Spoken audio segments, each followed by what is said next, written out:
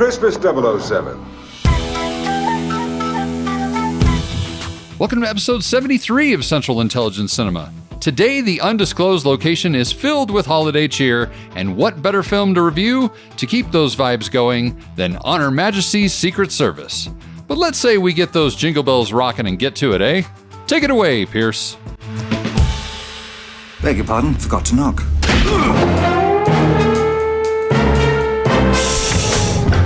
Welcome to the CIC, initiating security clearance. Who are you? Bond.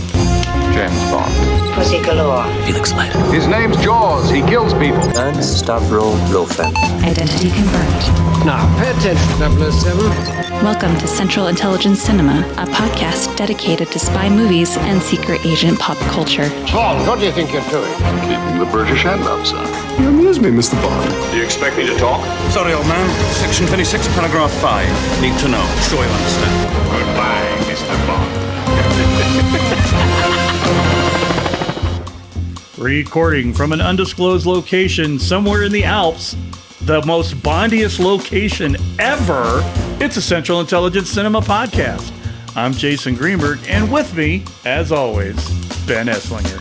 Thank you, Jason. Thank you, Jason. And welcome back to the CIC, the spy movie podcast that does, in fact, know how Christmas trees are grown. How's it going, my man? It's going, man. It's going. It's swinging going into the holiday season. Indeed, indeed. Oh, and we are back. Welcome back. We have got a Don't say it's a banger of a show, because it's not. Listen, this is a movie of what could have been. It is. The movie of what could have been if Timothy Dalton had actually gotten the role of James Bond when they first looked at him. At age 25. At age 25, which would have given us a brand new James Bond all the way through up to maybe even the last one that he did. Because he still was only in his 40s at that point in time. No Roger, no George, and sadly, no more Sean. But I think we all know how much I would have liked for Timothy Dalton just to be James Bond, always.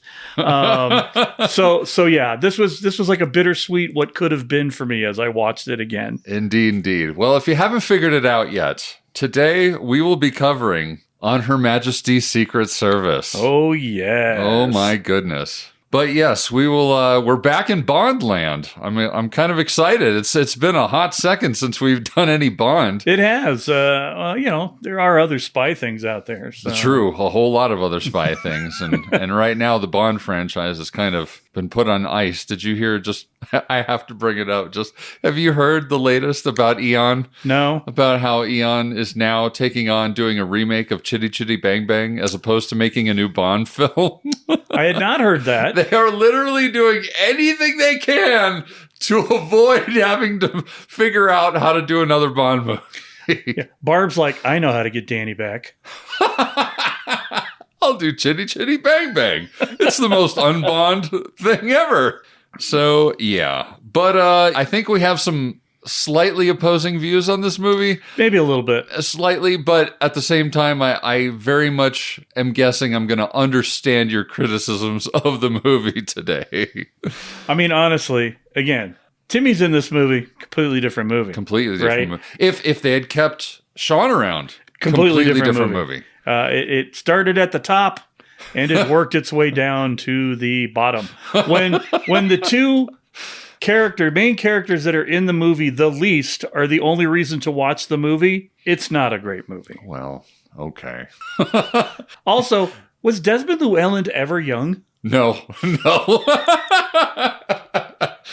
All right, well, should we get into this sucker? Let's do it. An avalanche of action. Bigger, better, different. It's got to be when he's around. Fabulous beauties, all of them dolls, every one different. They've got to be when he's around. My name's Bond. James Bond. The new Bond, George Lazenby. The different Bond from the same stable. Diana Rigg as the Comtessa, the different Bond woman. This one's got class and style. The villains with a difference. Telly Savalas as Blofeld. Gabrielle Fazzetti as Draco. On the day you marry her, I'll give you a personal dowry of £1 million. Oh. 007 times more exciting than your wildest dreams.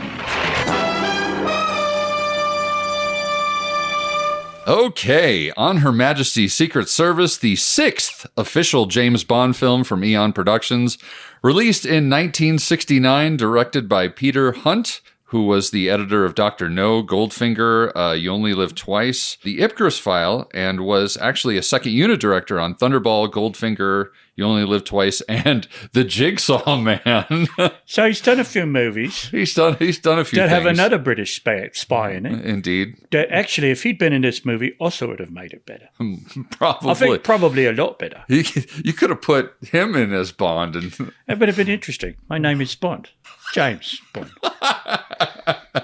But and we've got John Glenn as both the second unit director and the editor on this. Now, I will say, I think it shows in the best of ways, honestly. Like, you really see... Yeah, some of that second unit stuff. You really see why he was plucked to eventually become an actual director. Because, man, the two things I will say about this movie... The second unit stuff is great. All the action is shot really well. Also, the editing is really good for its time. The way that they put together the fight scenes... Beach scene excluded. If you push aside George's, how shall I say, interesting way of fighting. He learned how to punch people at the Jack Kirby comic book school of punching. Everything has to be forced perspective. Get that fist out as far as you can. Just the extended, like almost locked elbow punch.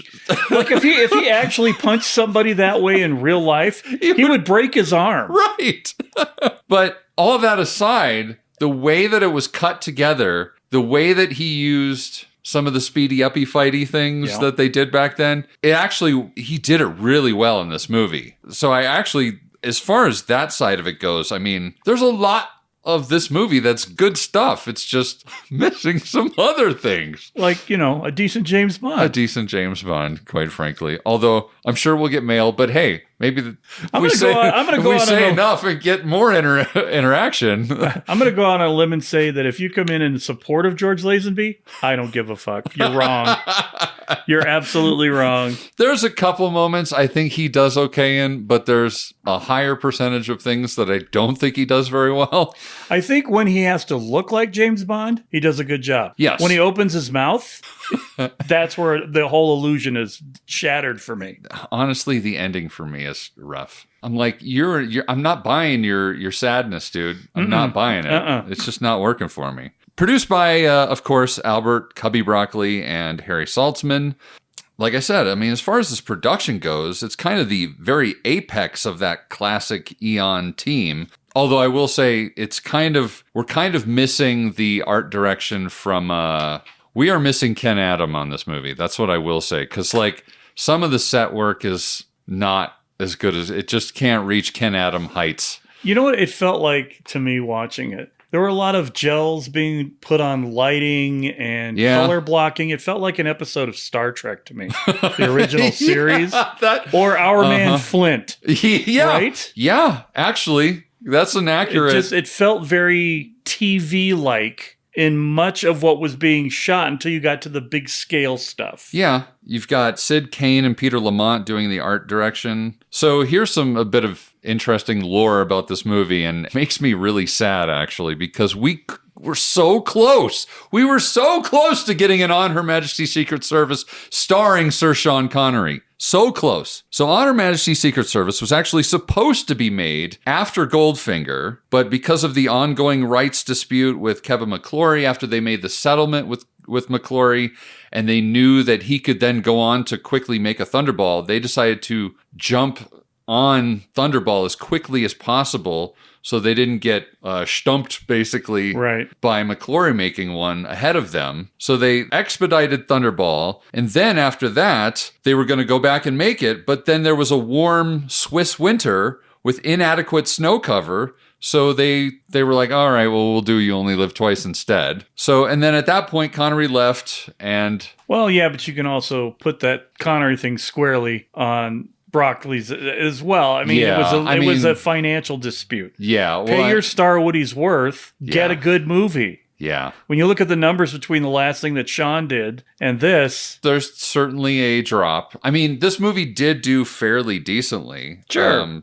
Kind of jumping ahead here to the numbers, as while we're talking about it. The budget for this movie was $7 million, and the movie, this is, by today's standards, this is insane though. Right. This movie was made for $7 million, and the movie made $82 million worldwide. That is basically the equivalent of a movie with a $71.5 million budget making $727 million.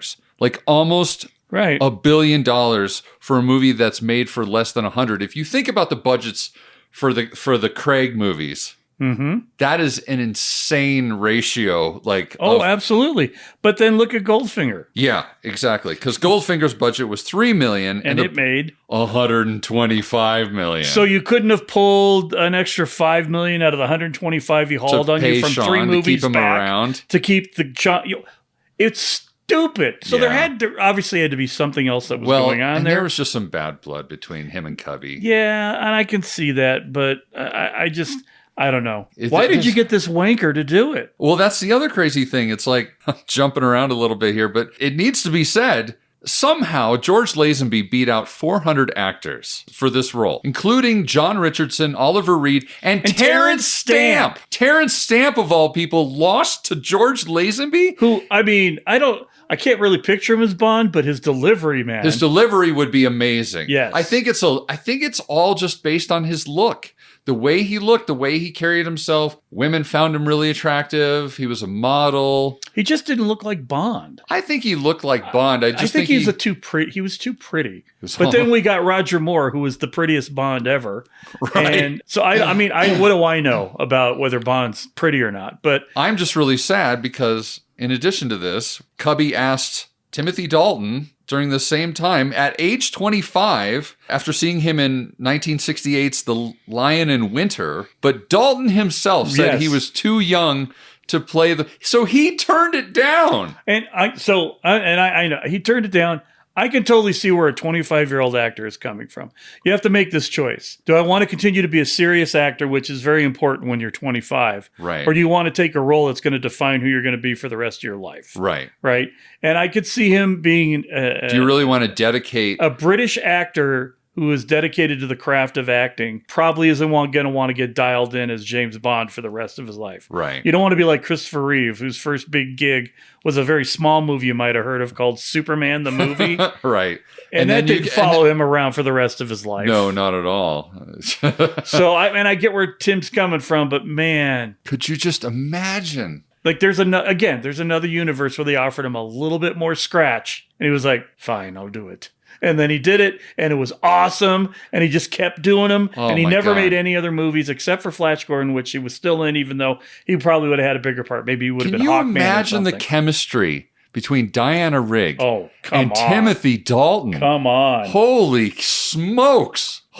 I would have chemistry with Timothy Dalton. I'd have chemistry with Diana Rigg. Well, yeah. I mean, if I were going to compare Timothy Dalton to another, say, actress that I'm enamored with, he's probably my Haley Atwell as far as that goes. Right? Yeah. He's just such a handsome and broad-chested man just dashing as hell. It's just like syrup, just syrupy, sweet voice. It's commanding and yet smooth and intoxicating at the same time. So that's forever going to be my my alternate universe pick is the one where he did say yes. And then James Bond just becomes the most successful film franchise of all time. Yeah. Which, I mean, it's close to that anyway, but... I mean, in terms of longevity, maybe not in terms of actual money. Are you talking about artistically? Are you talking about financially? Jason, could you please define your terms? You also have to think about, too, if anybody else had taken on the role, we would have gotten a Diamonds Are Forever that included a revenge story. right? Which would have been fantastic. It would have been amazing. But if we'd had gotten somebody that was really successful at the role, would Sean have even come back? Could Tim have done this? And then Sean's like, no, I guess I'll come back in for another one. Right. And they're like, okay, we'll bring you back now, Mr. Connery. I know. Unless Her Majesty's Secret Service posted some huge numbers because of who was in there. Yeah. They would have brought Sean back no matter what. Maybe not. I think if that person had been as popular as Sean was, and they could still keep that person at a lower rate than Sean, maybe not. Yeah, if they could hedge their, bring their... Right. They knew they had a budget stinker. down. And so they're like, we're just going to pay him what he wants, right? And so he came back for what? One more movie. Yeah. And then he left anyway. Yeah. I mean, imagine Diamonds Are Forever with Raj in it. Oh, goodness. I mean, I'd still watch that it might have because of sunk Jill the St. ship. John, but yeah. Anybody else in Diamonds Are Forever? The way that it was written, for Sean, right. That thing would have sunk. Absolutely. Absolutely. Writing wise, this is probably the most faithful Ian Fleming adaptation done. And it kind of shows, for me, in mostly the best of ways. There's a couple things that I cringe. I mean, and granted, a lot of it has to do with a change in the times and how things are looked at. I just cringe every time Bond is back with Tracy after having just stoinked two different women up at the top of Piz Gloria, and then suddenly now he's in love with Tracy and wants to marry her. Like, I'm just like, It's her fault for disappearing for 40 minutes of the movie, honestly. If she knew where he was the whole time, she should have showed up sooner. I blame Tracy for that. Sure, it's her fault. Absolutely. We'll stay completely in tune with the 1965. It's the woman's fault. Right. Richard Maybaum did the screenplay, but Peter Hunt did bring in Simon Raven to write some sharper, more intellectual dialogue between Tracy and Blofeld at Piz Gloria, which was a nice touch. Although the quotes, because Tracy quotes this poet named James Elroy Flecker in it. And while it's cool and it's interesting, I felt like it was almost a non sequitur when it happened. Because I'm like, okay, I know she's trying to sort of enchant Blofeld here. To stall him because she knows that her father and probably Bond are on the way to save her. But it was just like so out of left field. It did the level. First of all, the level of acting in that scene was not comparable to what we were getting in most of the other scenes of that movie. No, it was so good that like everything. Like, and so by amping up the dialogue, it just made it seem like it was belonged in a completely different movie. Am I suddenly in like a British period piece that's like like an elevated British drama? Right. Like, wait, what happened here? Exactly. Suddenly they're talking with flowery words and intellect and showing real emotion. What's going on here? So yeah, and then in addition to all that, there was this conscious decision to drop away most of the gadgets and get closer to From Russia with Love, which I did. I did really appreciate that part of it. It was just kind of nice to have like a refrain from, especially after having Goldfinger and Thunderball with all the gadgets, all the things. Right.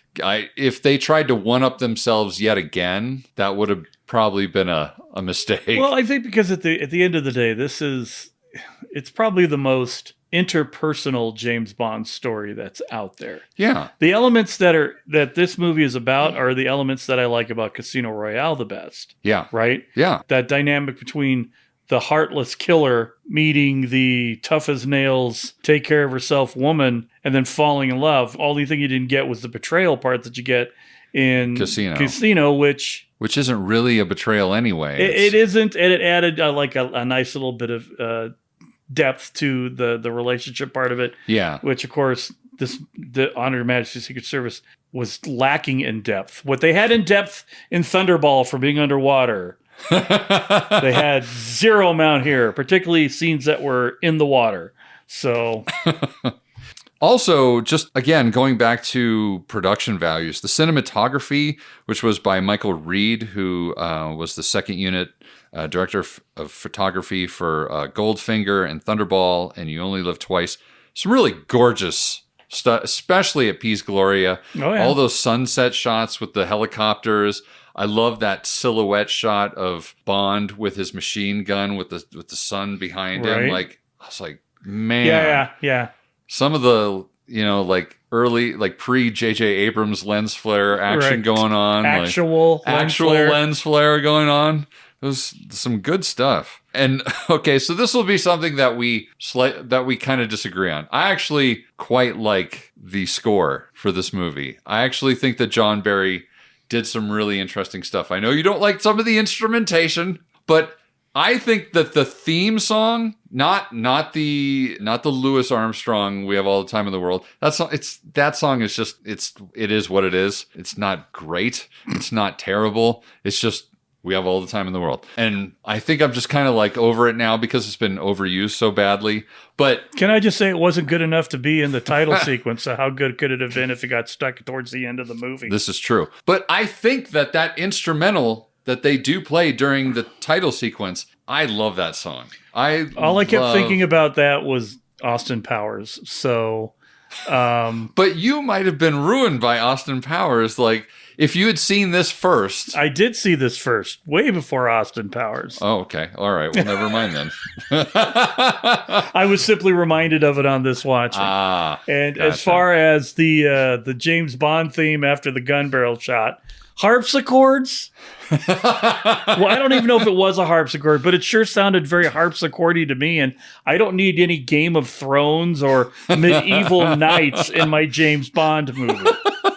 I really like that main theme. It feels iconic to me. It feels very signature. Like, it holds up not as well as the actual Bond theme, but for me, it's up there. Overall, the soundtrack is very Barry. It's very Barry. It's very Barry, like Captain Crunch. Yeah. Right? There's just, when it departs from John Barry's normal oeuvre, as it were, it's so jarringly not what I'm used to in a James Bond movie that it stands out. And I guess for me, the music in a Bond movie is as integral a part of the movie as everything else. Just like, I would agree. Any Star Wars movie is nothing without John Williams. Absolutely. Right? So if John Williams comes in and all of a sudden we've got didgeridoos and mandolins playing for no apparent reason, you're like, where's my piccolo? Where's my French horn? Well, come on. I think some of that instrumentation they were choices of the time, of the era. Absolutely. There's a little bit of electronic stuff in there that doesn't fit at all in a James Bond movie that doesn't have Timothy Dalton in it because it was the 80s and still didn't fit then. But you're right. Even the stuff I'm really kind of picking on with the interesting choices and stringed instruments was indicative of the late 60s. So I can see Barry trying to contemporize this a little bit more to get people that are maybe not staunch Bond people from the 50s involved. Right. He was trying to kind of bring it slightly out of that Goldfinger era. And let's get out of the big bombastic horns and everything and something that maybe some 28-year-old could get into rather than a 48-year-old. Exactly. So moving right into the characters, we talked quite a bit already about George. What more could we say about George? Well, we could do an entire podcast about that performance. Oh, Mr. Lazenby. You're right. He's just not good with the speaky speaks. Like, it doesn't help that on a handful of occasions, he's given some terrible one-liners in this movie. He had a lot of guts. Like, that was the worst. That was the worst one. So bad. Yeah. And it was between that one and the one at the wedding when he says that's right, because Q pulls him over and he's like, well, this time I have all the gadgets, Q, and I know how to use them. It's just like, oh God. Well, the one about the guts one was that it was put in post. Yeah. Right? So and then they cut to Tracy and it's actually a kind of appropriate, the look she gives, because it's really awkward and it's really like, I almost wonder if they just like, I don't know, find a reaction shot of Tracy and they just throw it in there and it's really awkward because it just John Glenn was like, that's terrible. This is the one I'm putting in. Yeah, maybe John Glenn didn't want any part of that line. And he's like, all right, you want this in? This is how the cut's gonna go. This is the reaction shot that I'm gonna give you from Tracy, because that's all I have. No, all the other film was destroyed in a fire. That's right. But let's get on to a much better casting. Yes. Countess Teresa, a.k.a. Tracy, oh boy. Vincenzo, played by the incomparable Diana Rigg, star of The Avengers. Wearer of tight cat suits. Indeed, and well.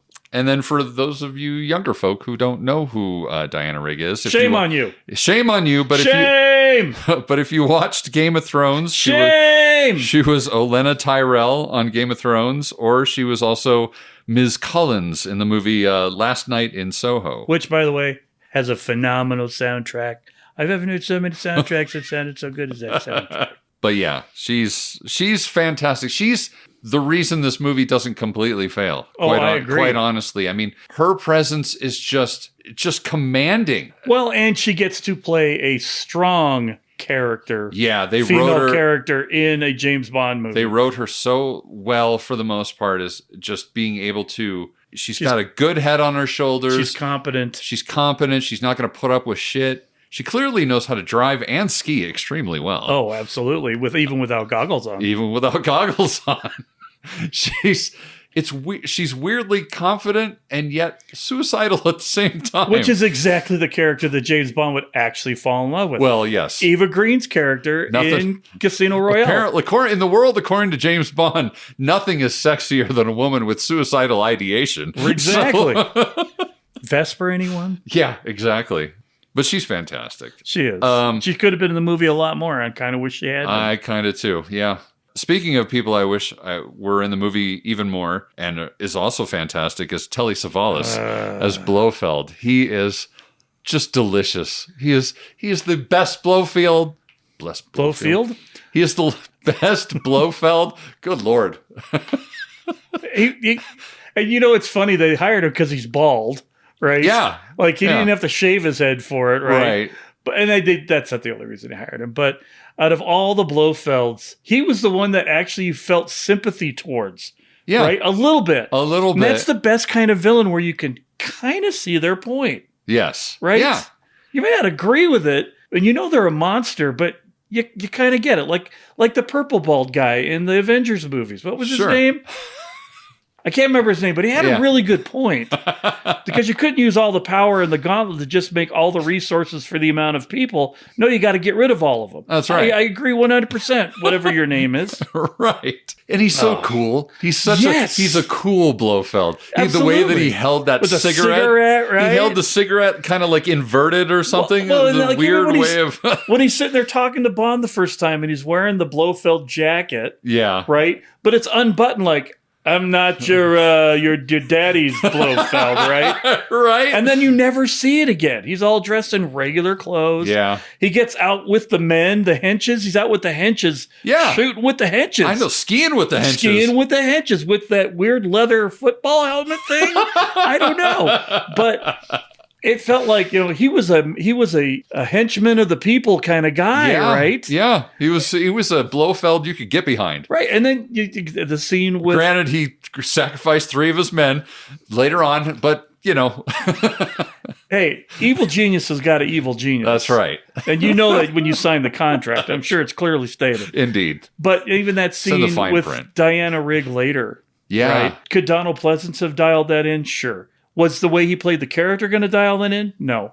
Everybody who plays Blofeld has their version of Blofeld. Yes. Right? Yeah. And they're very specific. They're very specific to whatever that James Bond needs them, and that actor needs to be in that role. Yeah. Christoph Waltz, his was Christoph Waltz. It was like if you gotten Jeff Goldblum to play Blofeld. I don't know, Mr. Bond. Maybe it could be. I don't know. But Savalas really came on, and is Blofeld? He's supposed to be Swiss, right? I mean, canonically. Oh boy. I don't even remember. The only backstory I've ever heard is the Spectre one, and I don't know how much that is to canon or not, because he was raised with James, but I thought he was from the Swiss. His parents died. Yeah. Right? Yeah. But I always feel like, other than Donald Pleasance, he's always been kind of portrayed as more of an American. Yeah. And so why wouldn't you get the most American Lex Right. Luthor-y type that you could get. Right. And that's Telly Savalas. Because, I mean, I don't personally think he's super attractive, but I know that women in the 60s thought he was King Daddy hot shit. Right. Right? So he's just like, I'm just going to swagger with my funny cigarette and do what I need to do. Do what I need to do. Who loves you, baby? And then, of course, we've got Marc-Angé, I believe is how that's pronounced. I'm not sure. I'm going to run with Marc-Angé. Marc-Angé Draco, the leader of the crime syndicate Union Corse, second only to Spectre as far as the biggest crime syndicates in all the world, and the father of Tracy, played by Gabriel Ferzetti, who his other claim to fame was he was in Once Upon a Time in the West with Henry Fonda and Charles Bronson. But he did a good job in his role. That character is ridiculous. Oh, absolutely. Good Lord. A father that literally punches his daughter in the face. And then makes a joke about it. Yeah. Makes a joke right afterwards about it. Like, good God. For your own good. I mean, he's supposed to be playing effectively like a gangster, right? Yeah, he's a gangster. I mean, gangsters are going to gangster. So. Exactly. And then we've got Irma Bunt, played by Ilse Stepat, who is fine. Irma Bunt, kind of a one-note character. Yeah, then, well, this is definitely where Frau came from in the in the Austin Powers. Bring it to God! And then we've got a lot of the usuals. We've got Bernard Lee back as M. Desmond Llewellyn, as Jason mentioned earlier, is never young. And he's never old. He's just always the same. He's the Susan Sarandon of his generation. Absolutely. He's the Tom Cruise. Yes. Of the British acting set. Right. So he's back as Q, and then we've got Lois as Moneypenny, of course. And Moneypenny getting some action later, though. Holy smokes, yeah. I will say, Lois Maxwell looks quite fetching in this movie. She looks great in this movie. And then we've got some Angels of Death, Jason. We've got Ruby, played by Angela Schuyler. I actually really like Ruby as a character, just because she was so goofy and just fun and gorgeous too. Oh yeah, in a alternate sort of way. In a weird James Bond wouldn't normally go to bed with that kind of person kind of way. Right. She's a little on the goofier side of things. And this is really strange because this is coming from a guy who, I was in my 20s in the 90s, and she reminds me of like those pixie-haired alt girls of the 90s that everybody that I was always crushing on. Very much so. And I think that's why I kind of am quite fond of Ruby. Yeah, I can see that. Yeah. And then, of course, we've got the classically beautiful Nancy, played by Catherine Schell. Now, so Catherine Schell's a bit of a thing for me, only because being a child who was in his not 20s in the 70s. Right. Grew up with a little TV show called Space 1999. Okay. Of which she was in, playing an alien with feathers for eyelashes. Wow. Yeah, she was done up in some kind of makeup, and she was very fluttery, but it was the eyes, right? Her eyes are so big and expressive. Yeah. And I think they dressed up the eyes to make them more that way. But I'm like, is that the chick from Space 1999? So I popped onto the ever-present IMDb, and I'm like, oh shit, it is. Wow. Right. And I'm just like, okay, childhood memory unlocked. There you go. I remember her being hot, even though she had feathers for eyes. I don't know what's happening. Well, it's kind of like the evil queen in Buck Rogers. Yeah. Yeah.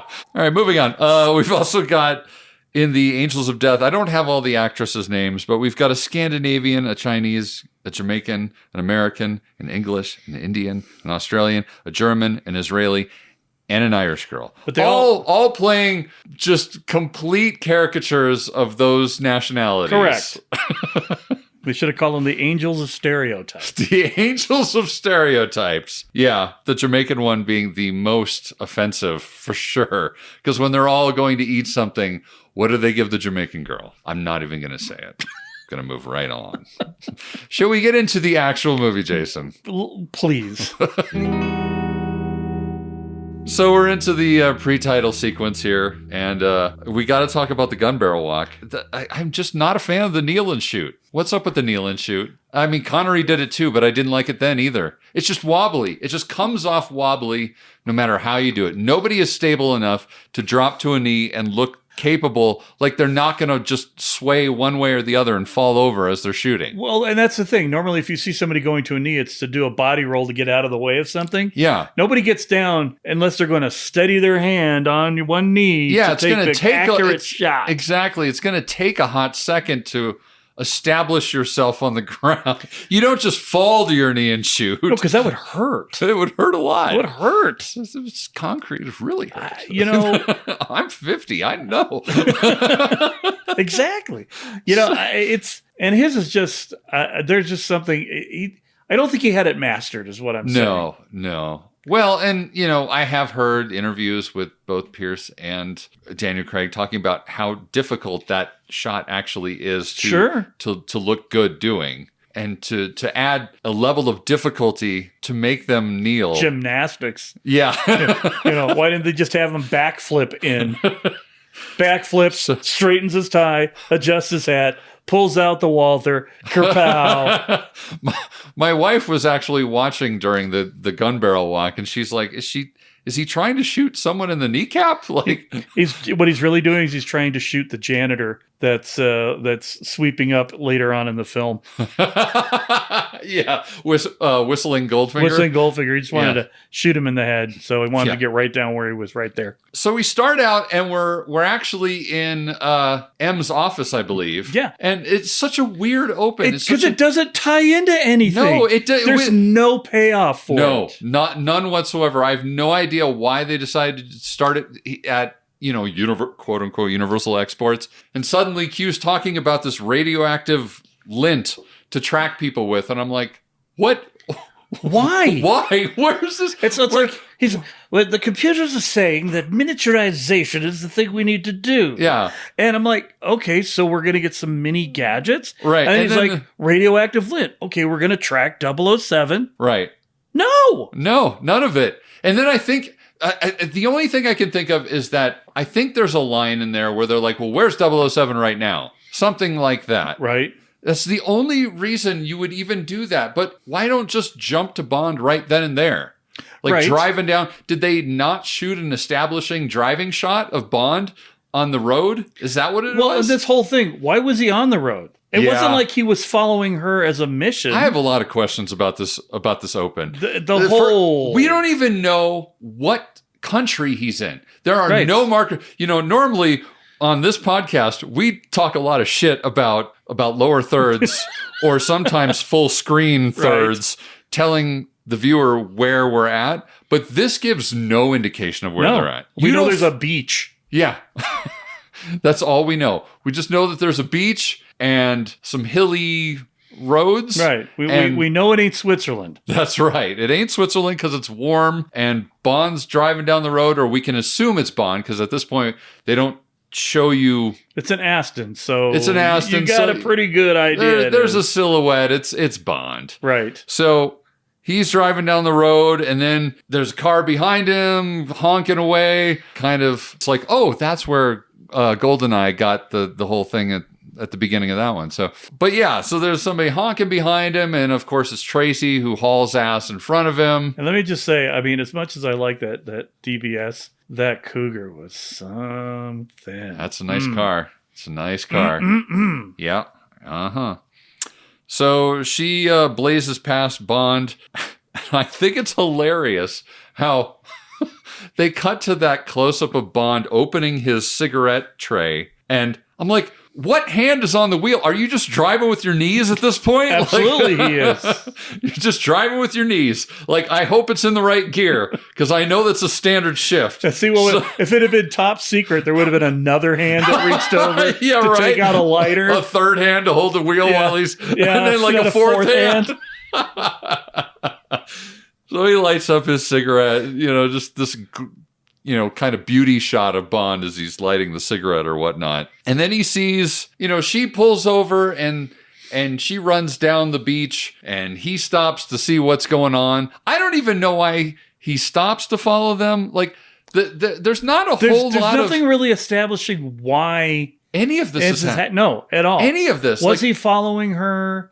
He's clearly there. It sounded like he was going to the hotel later. Yeah. But there's no reason for why he's even there. Why did these guys attack him? Why did he even stop to follow her? Well, I mean, is it just because she's a pretty girl? Pretty did he girl just in a decide nice car, sure. Pretty girl. I'll buy that. That's a Bond motivation. Okay, fair enough. So maybe that's what it was. But we don't even get a look at Tracy at that point. No. It's just a car that blazes by. Maybe we see a lock of her hair. Yeah. Maybe. Well, I don't think know. you know it's a woman. You don't know. It's not an establishing certainly shot a woman, for her. yeah. So, I mean, it tracks. What doesn't track is why there's clearly...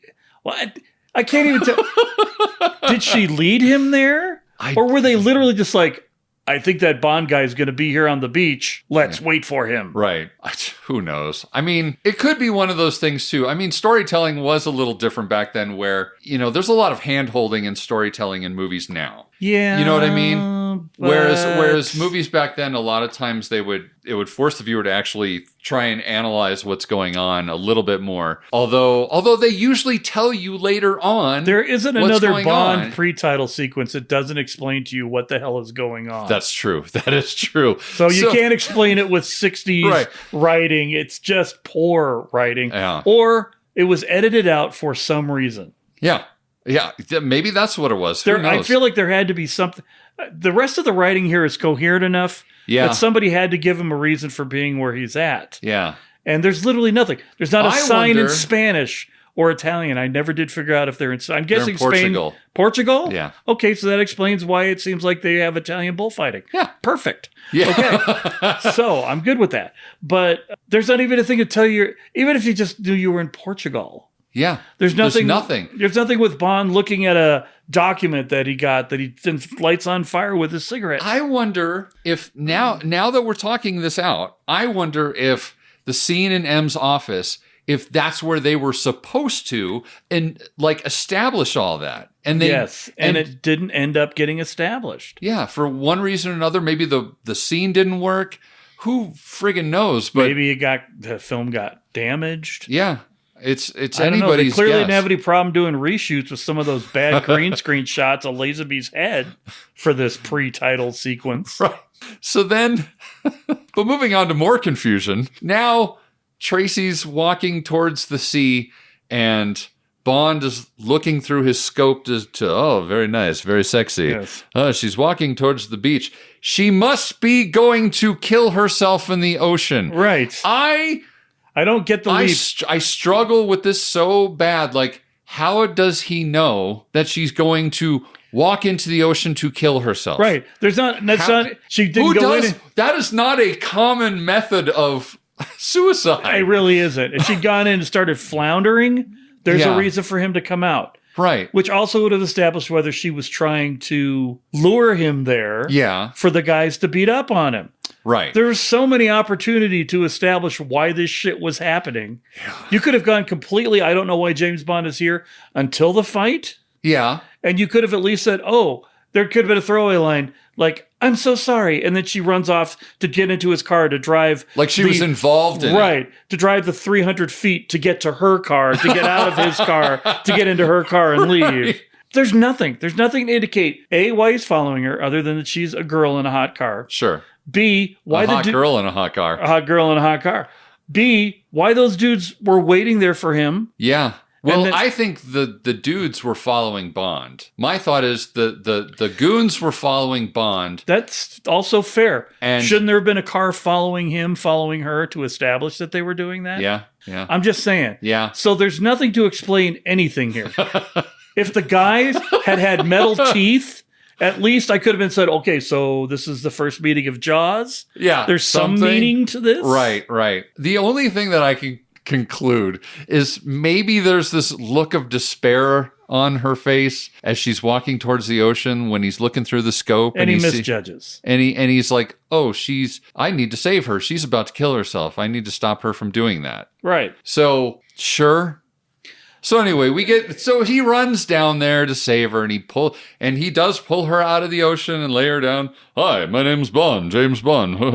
And then the guys immediately jump on him and try and fight him.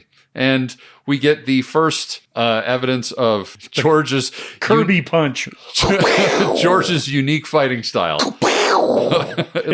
All of those punches should have been followed by a boom, boom, boom, boom. Right, the Batman pals. Exactly. So then she jumps in one car to get in. Well, no. You can't discount the fight that he has with these guys.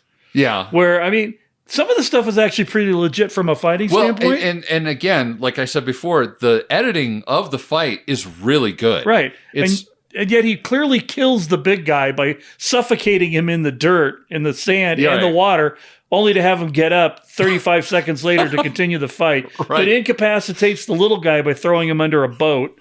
Sure. Because that works every time. Right. That old wood boat on the beach. That's right. It gets him every time. If somebody is chasing you and you want to get rid of them fast, make sure you drop a boat over them and they will not be able to follow you for the remainder of the time. That's right. But the fight is good, especially for 1969 standards. Absolutely. Other than the ridiculous punching. Yes. The actual fight scene is pretty solid. and the editing of the fight is fantastic. And I think that most of the fight scenes had to be good because there was no centralized hench in this one. Yeah. Right? And so all of them had to appear to be reasonably competent at being hench people. Yeah. The closest we got to a hench person was the guy. Yeah, exactly. And was he? No. No, not really. I mean, the guy showed up at the wedding. I know. So everything. I mean, Jaws. I mean, technically, Bond was at sort of the wedding that Jaws had in Moonraker, but kind of, sort of. No, it was not the same thing. So Bond eventually defeats the two bad guys, while Tracy takes his car to get to her car. To get to her car up the hill. What is it, like 200 yards maybe? Absolutely. And then that's when we get, of course, this never happened to the other fellow. And which sets the tone literally for the entire performance that he gives in the movie. It really does. So then we get the title graphics. Again, we're in disagreement over the theme song, but I really like the instrumental theme song too. I don't dislike the instrumental for being an instrumental. Although I think it's weird. Why wouldn't you, if you pay Louis Armstrong to do a movie, why wouldn't you use it's a Bondy sounding song. It is. And it's Well, they used the shit out of it in No Time to Die. Right? But I mean, like that pre-title sequence almost felt like it was cursory. Or the title sequence, rather. It didn't feel very, kaleidoscopy, Bondy. But I did like gymnastic-y. Yeah. Well, they hadn't gone into the full. I don't know if. So Maurice Bender did do On Her Majesty's Secret Service, but it feels like Maurice Bender light. It feels like he was just sort of like consulting. Right. I mean, I do like some of the imagery. I like the British flag and the martini glass, and there's some fun stuff in there. And it is different. It's certainly different from, the Goldfinger titles and that sort of vibe. I mean, I guess it could exist on its own. But again, like so many other things in this movie, it just sort of like went against the established type. It's definitely and then this what whole continued movie after that movie. This movie definitely is just all across the board like a departure, like a recess from normal James Bond. It's almost James Bond recess. Yeah, it's almost as if what's the dude's name? Kevin McClory did his own version of a movie that had James Bond in it. Right. That except that other movie that he did actually had Sean Connery in it. Right. But it's fine. It's certainly not my favorite. Nah. Title sequence, but it is what it is. It is what it is. So then we're back at, after that's over, we're back at the hotel/casino. And boy, that era, man, those casinos, as soon as they show that shot of Bond coming down the stairway and that bold purple wallpaper, I'm just like, whoa, okay. Yeah, that is 1969, baby. Woo! Holy cow. So anyway, then we, it wouldn't be a Bond movie without getting some Baccarat. And so he's down there doing in his ruffled tuxedo shirt. Well, you know. Oofta. If he had like little, Prince Doily things hanging out of the sleeves of the coat. I mean, there's a reason Austin Powers steals all his greatest hits from this movie. Right? Yeah, baby. Yeah. And then, of course, in comes Tracy, who, once again, Diana Rigg just steals the show. Just, yeah. So she loses a hand almost on purpose. Kind of feels like, I wonder too, thinking about it, if in The World Is Not Enough, when, what's her face, bets the 1 million pound thing or whatever it was, knowing that she was probably going to lose. And she had the same sort of like, although that was more of a faux suicidal ideation than actual. Right. But she does the same sort of thing there. Well, let's face it. When you've been in a franchise for 30 some odd years at that point in time, you're going to recycle shit's going to come up again and again and again. Yeah. So, of course, Bond then, quote unquote, saves her financially. And then Bond gets up and he finds her sitting at she's in a bar. Yeah, she's in a bar and he sits down with her. Doesn't ask to sit down. Well, of course not. He just bought her time, basically. Right, yeah. And then, there's a little bit of, hey, how's it going? And hello, I'm James Bond. Hello, I'm James Bond. I fancy you. Why do I? I hope you're worth every dollar of that 10,000. Oh, God, yeah. There is a little ickiness regarding that whole vibe. And even she kind of acknowledges it. Right. Like, actually, twice she acknowledges it. Yeah, she basically said, you're going to get what you paid for, so just get on with it. Yeah, gives him the key and that whole thing. So eventually he shows up at her room, and we get our first Speedy Uppy fight. Right. With the guy. Or is it the guy? Or is it's the guy. It is the guy? In this particular scene. Right. He saves all his for the next Well, because he's sitting in the back of a car. He's got plenty of time to just sit down and to his heart's content. Right. But we get the Speedy Uppy fight, which is good. It's a good fight. It is another good fight. Other than Super Punch. They haven't added the reverb yet. They don't add the reverb to his punches until a little bit later. So then he goes back to his own room, and of course Tracy's there waiting for him. And ready to go. And even Bond's sort of like, well, let's get to know each other a little bit better. I'm gonna pump the brakes just a little bit, not a lot. But, oh God. And I was not expecting that slap. Right. When Bond starts asking her for information, and then he's like, I could be a lot more persuasive, and I'm just like, ooh, oh God, okay. Yeah. I think it's just been, I haven't actually watched On Her Majesty's in quite a while.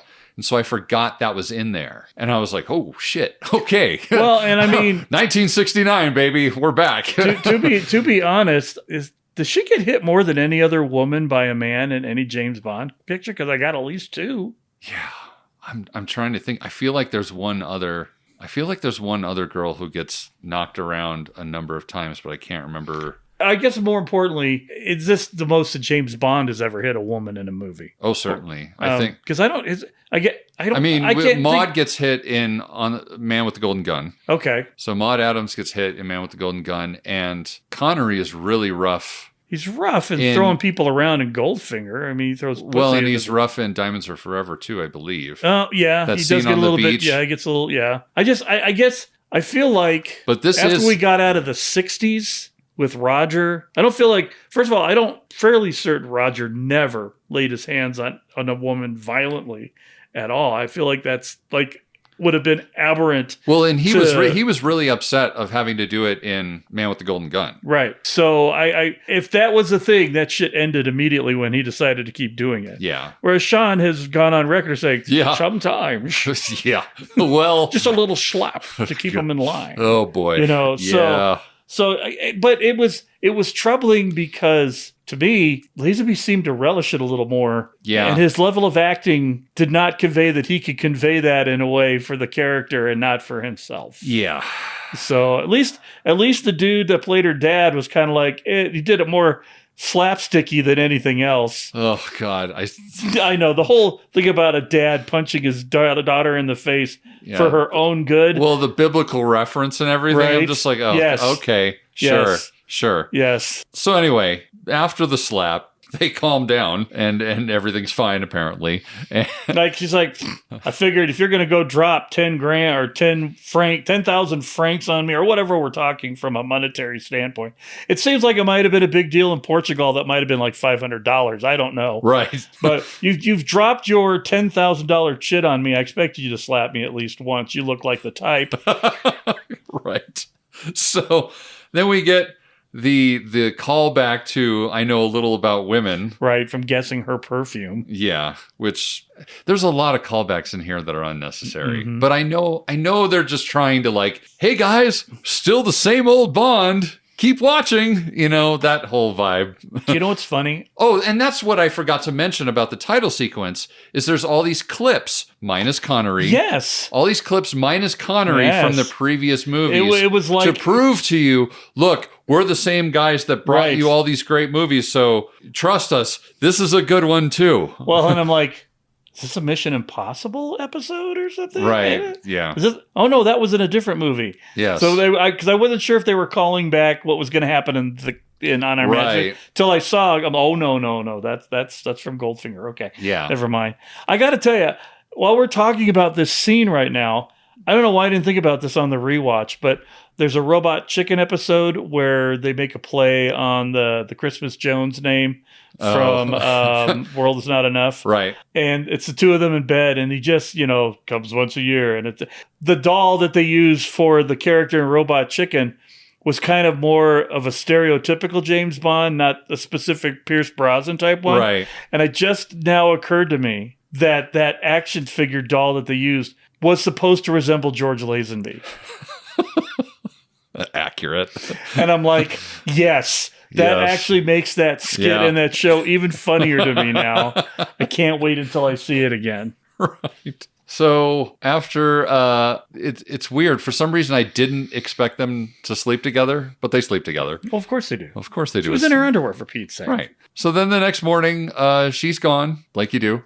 With money left. With money, the money that she owed, and his gun gone. Yeah.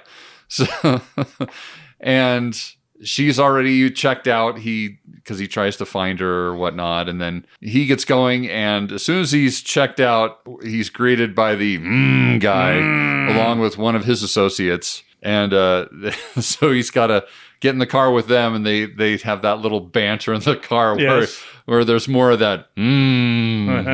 Got the knife on his thigh. Right. Be a little easier to talk to you if we didn't have the knife at my femoral artery or something like that. Yeah. So then they get to the lair, for lack of a better term. Probably more of a castle. More of a castle. Draco's castle. Draco's castle. Well, they get in there, and of course, you got the little person who's the janitor whistling the theme to Goldfinger as they were walking past. And it reminded me of when, which is it Moonraker with the keypad? Boop, boop, boop. And then he goes, boop, boop. Yeah. Yeah. Okay. Okay. Good. And then that's when we get the punches with gigantic reverb. Right. To make it seem as if Bond has superpowers when I think it's because it was an enclosed area. Oh, okay. Yeah, sure. It's just the acoustics in that room. Acoustics in the room. Right. So he that's a Foley artist who's doing his job. That's right. So he fights off the guy again and the other guy that's with him, and he makes his way into the office of Draco, and we get that very, I don't know if I'd call it iconic, but you see it in every Bond supercut of George kneeling with the knife in his hand. And it is kind of a cool shot. Sure. It's a sure makes more sense than trying to go on your knee with a gun. Yes, indeed. So, and that's when... And I thought for a minute that the knife landed on September 11th, which I was... Oh, jeez. Yeah, I was like, Youch. Is there a joke here? But I looked at it, landed on the 14th, so that was not the case. But today, Mr. Bond, is the 13th. I'm superstitious. And of course, Draco knows his drink, and he sends Olympe? I forget how her name is pronounced. I don't know. He sends Olympe away to get drinks for them, and she's all smiling, and Draco's like, I was about to play a very good game of chess, air quotes, chess. Yeah, yeah. You know, because that's his assistant. Anyway, so so yeah, we find out that Draco is Tracy's father, and she has a troubled past. Duh, you know. I think we've got that sorted. I think we've got that established. Her mother died when she was like 13, I believe it was 11 or 13. I can't remember. But yeah, so the mother died early, and so that's part of the reason why she's got all these issues. Might have something to do too with the fact that your father is the head of a giant crime organization. Who punches you in the face when you get hysterical. That's right. So that might have something to do with it as well. Also, apparently in 1969, if you dominate and repeatedly make love to a woman, she will love you right back. That is apparently the Draco way to go. It's in all the Good Housekeeping magazines of the time. That's right. Things I've learned from Marc-Andre Draco. So basically, I mean, to be fair, it worked for Don Draper too. So right. So Draco basically wants Bond to marry Tracy, and he's willing to give him $1 million to marry my beautiful daughter. Right. And Bond doesn't care about money. Yeah, clearly. I want information, to use a line from Raj. So Bond's like, well, I don't need your money. I want information. I need to know where Blofeld is. Certainly, you're his biggest competitor. And he kind of nudges his ego a little bit by saying, oh, well, your organization is almost the biggest, but not as big as Spectre. So maybe you'll give up the goods as far as the info about where Sure, so where you can get on is. top, right? Right, exactly. So they make that sort of arrangement, sounds like, and then we're back to London. And holy cow. Holy office, what is holy HR, Batman? Yeah. Holy HR problems, Batman. Yeah, the amount of groping and funny business that Bond is doing with Moneypenny is quite possibly at the apex in this movie. No doubt. There's no chase at all here. No, I mean, he walks in, he grabs her ass, they kiss later as he's leaving. So anyway, Bond goes into M's office, and M is like, well, you're done chasing after Blofeld because you haven't found anything. It's been, was it 2 years? Yeah, they said 2 years. And so obviously Bond's very mad. So he storms out of M's office and Moneypenny, write this thing for me since I don't know how to write anything myself. I would, but I've got the DTs right now from my liver rotting away, and my handwriting is not as clear as it could be. Take a memo. Take a memo. I hereby resign, effective immediately, or whatnot. And then he storms off into his rather shabby office. And also, why does a 00 have an office? Well, you know. I mean, I guess he does work for Universal Imports, but I mean, you got to occasionally write something down. I guess you have to write a report or two here and there. And that's all the more excuse they need, too, to show some props from previous movies where we see the rebreather from Thunderball. I forget what else is in there. There was a watch. The garrote watch. Oh, yeah. A handful of little doodads and what's-its left over. And then we get the now famous photo of the Queen. Right. That he drinks to, that he cheers to. Sorry, Mom. Yeah, and that's I guess that's, well, she probably was in the early Olivia Colman Crown era at that point. Yes. Not the Claire, what's-her-face that was just in Wolverine Deadpool era. Right. Kind of in between both of those. Right, yeah. Right. But yeah, that picture made the rounds a lot when the Queen passed away. And then he comes back out, and Moneypenny is like, yeah, I put you down for a request for some vacation. He's like, Moneypenny, what would I do without you? Kisses her fully on the lips. Yep. And says, when I get back, we're gonna do stuff that we're not actually gonna do. And then after he leaves, then you hear M on the comm, Moneypenny, I don't know what I'd do without you. That's right. So maybe the only time M acknowledges that in any real meaningful way. Yeah, kind of nice, actually. Yeah, it was nice. Now we're in Portugal, which, again, had to look up on Wikipedia to find out where it was. I assumed it was Spain. I'm like, bullfighting, Spain. Okay, we're in Spain. Let me look this up on Wikipedia. No, Portugal. Well, and the weird thing is I mean, there's such a strong similarity between the Italian language and the Spanish language. Yeah. That unless you hear it being spoken, yes. but Portuguese also is in the same family of languages, but reads more like Spanish, but sounds more like Italian. And so I was like baffled. When I saw bulls, I'm like, Spain. I'm just calling it Spain. Right. So we're at Draco's birthday party, and we got bullfighting going on because he's, a rich crime lord and what have you. Sure, like you do. That's like you do. And Tracy arrives, and she pulls up next to Bond's car, and she's like, oh, what's he doing here? Motherfucker, that guy again. When I ghost you, I expect you to stay ghosts. So she comes up, and Bond is already with Draco, and Tracy is less than nice, just being like, I didn't know you knew my father, and what the hell are you doing here? And that sort of thing. And she kind of walks away, and I do like the line from Bond where he's like, Madame always makes one feel so welcome. She likes you, I can see it. You must give me the name of your oculist.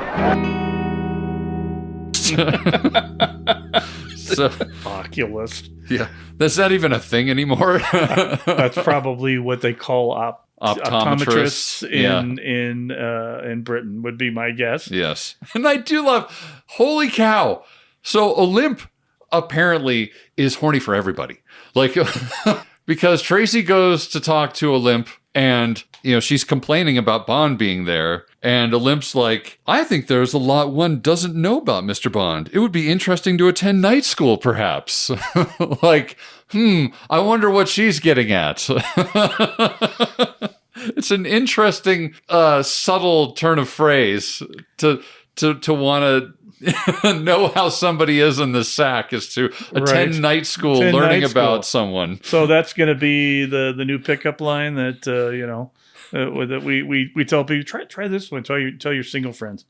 Tell you want to see what night school's like. You want to attend night school with her. Let's bring subtlety back in 2025. Subtlety back. Come on. I kind of like that. Go up to the bar. Go tell that cute blonde over there, hey, would you feel like attending night school with me?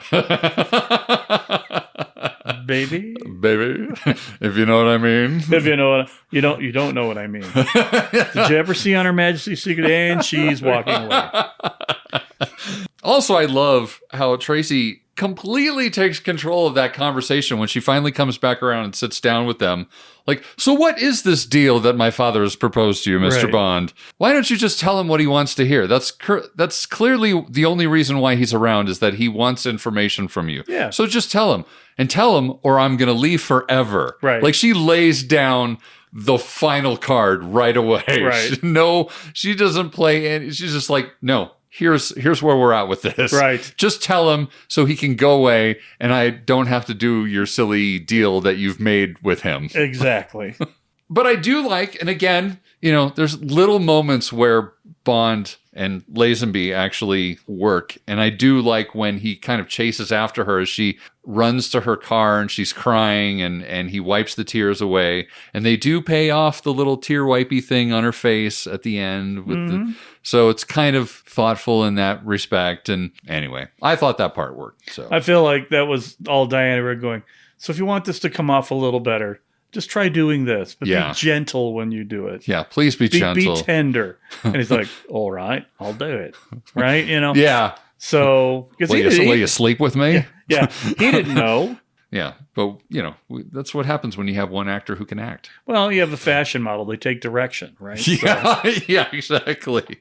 So then we get the most indulgent getting to know you montage in the entire universe, where we finally get Louis Armstrong's "We have all the time in the world."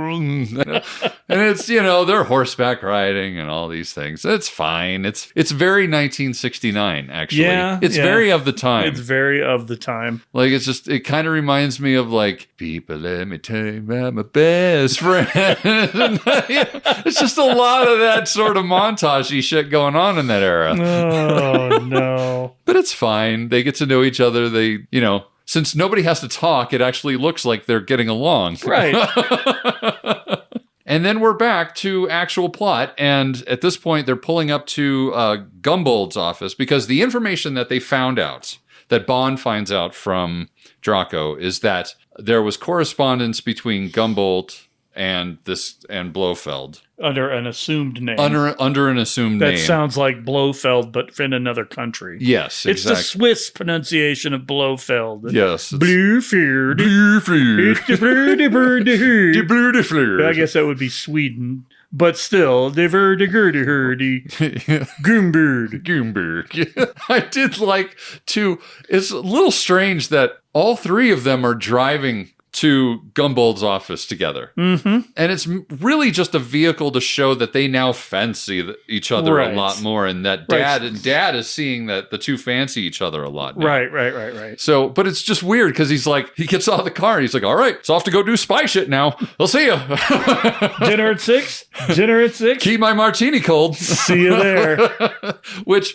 hate that line, actually. I hate the keep my martini cold line. It's just, come on. It's so on the nose. Anyway, so he goes to do his spy. I'm off to do spy shit. So I will say I do like the scene, even though there's a lot of weird conveniences going on in this scene. He knows apparently exactly when Gumbold goes to lunch, first of all. And then I will say he's good at being kind of sneaky Bond. He's not bad at being a sneaky Bond. The physical aspect of his performance is decent. It's decent. Yeah. It's just when he opens his damn mouth. So, and Gumbold looks like a Gumbold. Absolutely. Like he looks like the villain in Willy Wonka. Like they probably just put in the trades. They're like, need someone who looks like their last name might be Gumbold. And they got like 40 of those guys. And that's definitely a Gumbold. That guy is the Gumboldiest of all. You win. Your name must actually be Gumbold. What is your name? Gumbold. Okay, gotcha. Well, you're hired. You're in. Well, it's Gumbold. Oh, so you're from Sweden. So I don't know. Okay, so there's a little bit of the scene, though, at the beginning that does throw me off, and I'm not quite sure of it. I think I get it. But first of all, how does he have a key to get in? That part I don't know. He does not. I watched him pass by Gumbold probably 5 times. He does not pickpocket him. He doesn't even bump into him. So there's no bump. He just happens to have a key to get in. So I'm not sure. Maybe a poorly shot pickpocketing thing. Something like that. Because, and the reason I wonder about it is then when Gumbold gets outside the office, he's right outside the building, and he starts patting himself down as if he lost his keys. But I'm like, I didn't see a lift there. Not even a bump. Nothing. He's just so good at it. Oh, so he does. It's James Bond, baby. It's James Bond, baby. So anyway, so he gets inside, and then he is delivered via a crane. A construction crane across the side. From a dude with blonde hair. An MI6 agent with dyed blonde hair, I think. Which, by the way, looks like Michael Sheen from Good Omens. Aziraphale, I think, is the name of the character from Good Omens. But he's the angel. So he's got blonde gold locks. And I just saw this guy and I'm like, it looks like Michael Sheen and Christopher Lloyd had a baby because he's dressed like Doc Brown.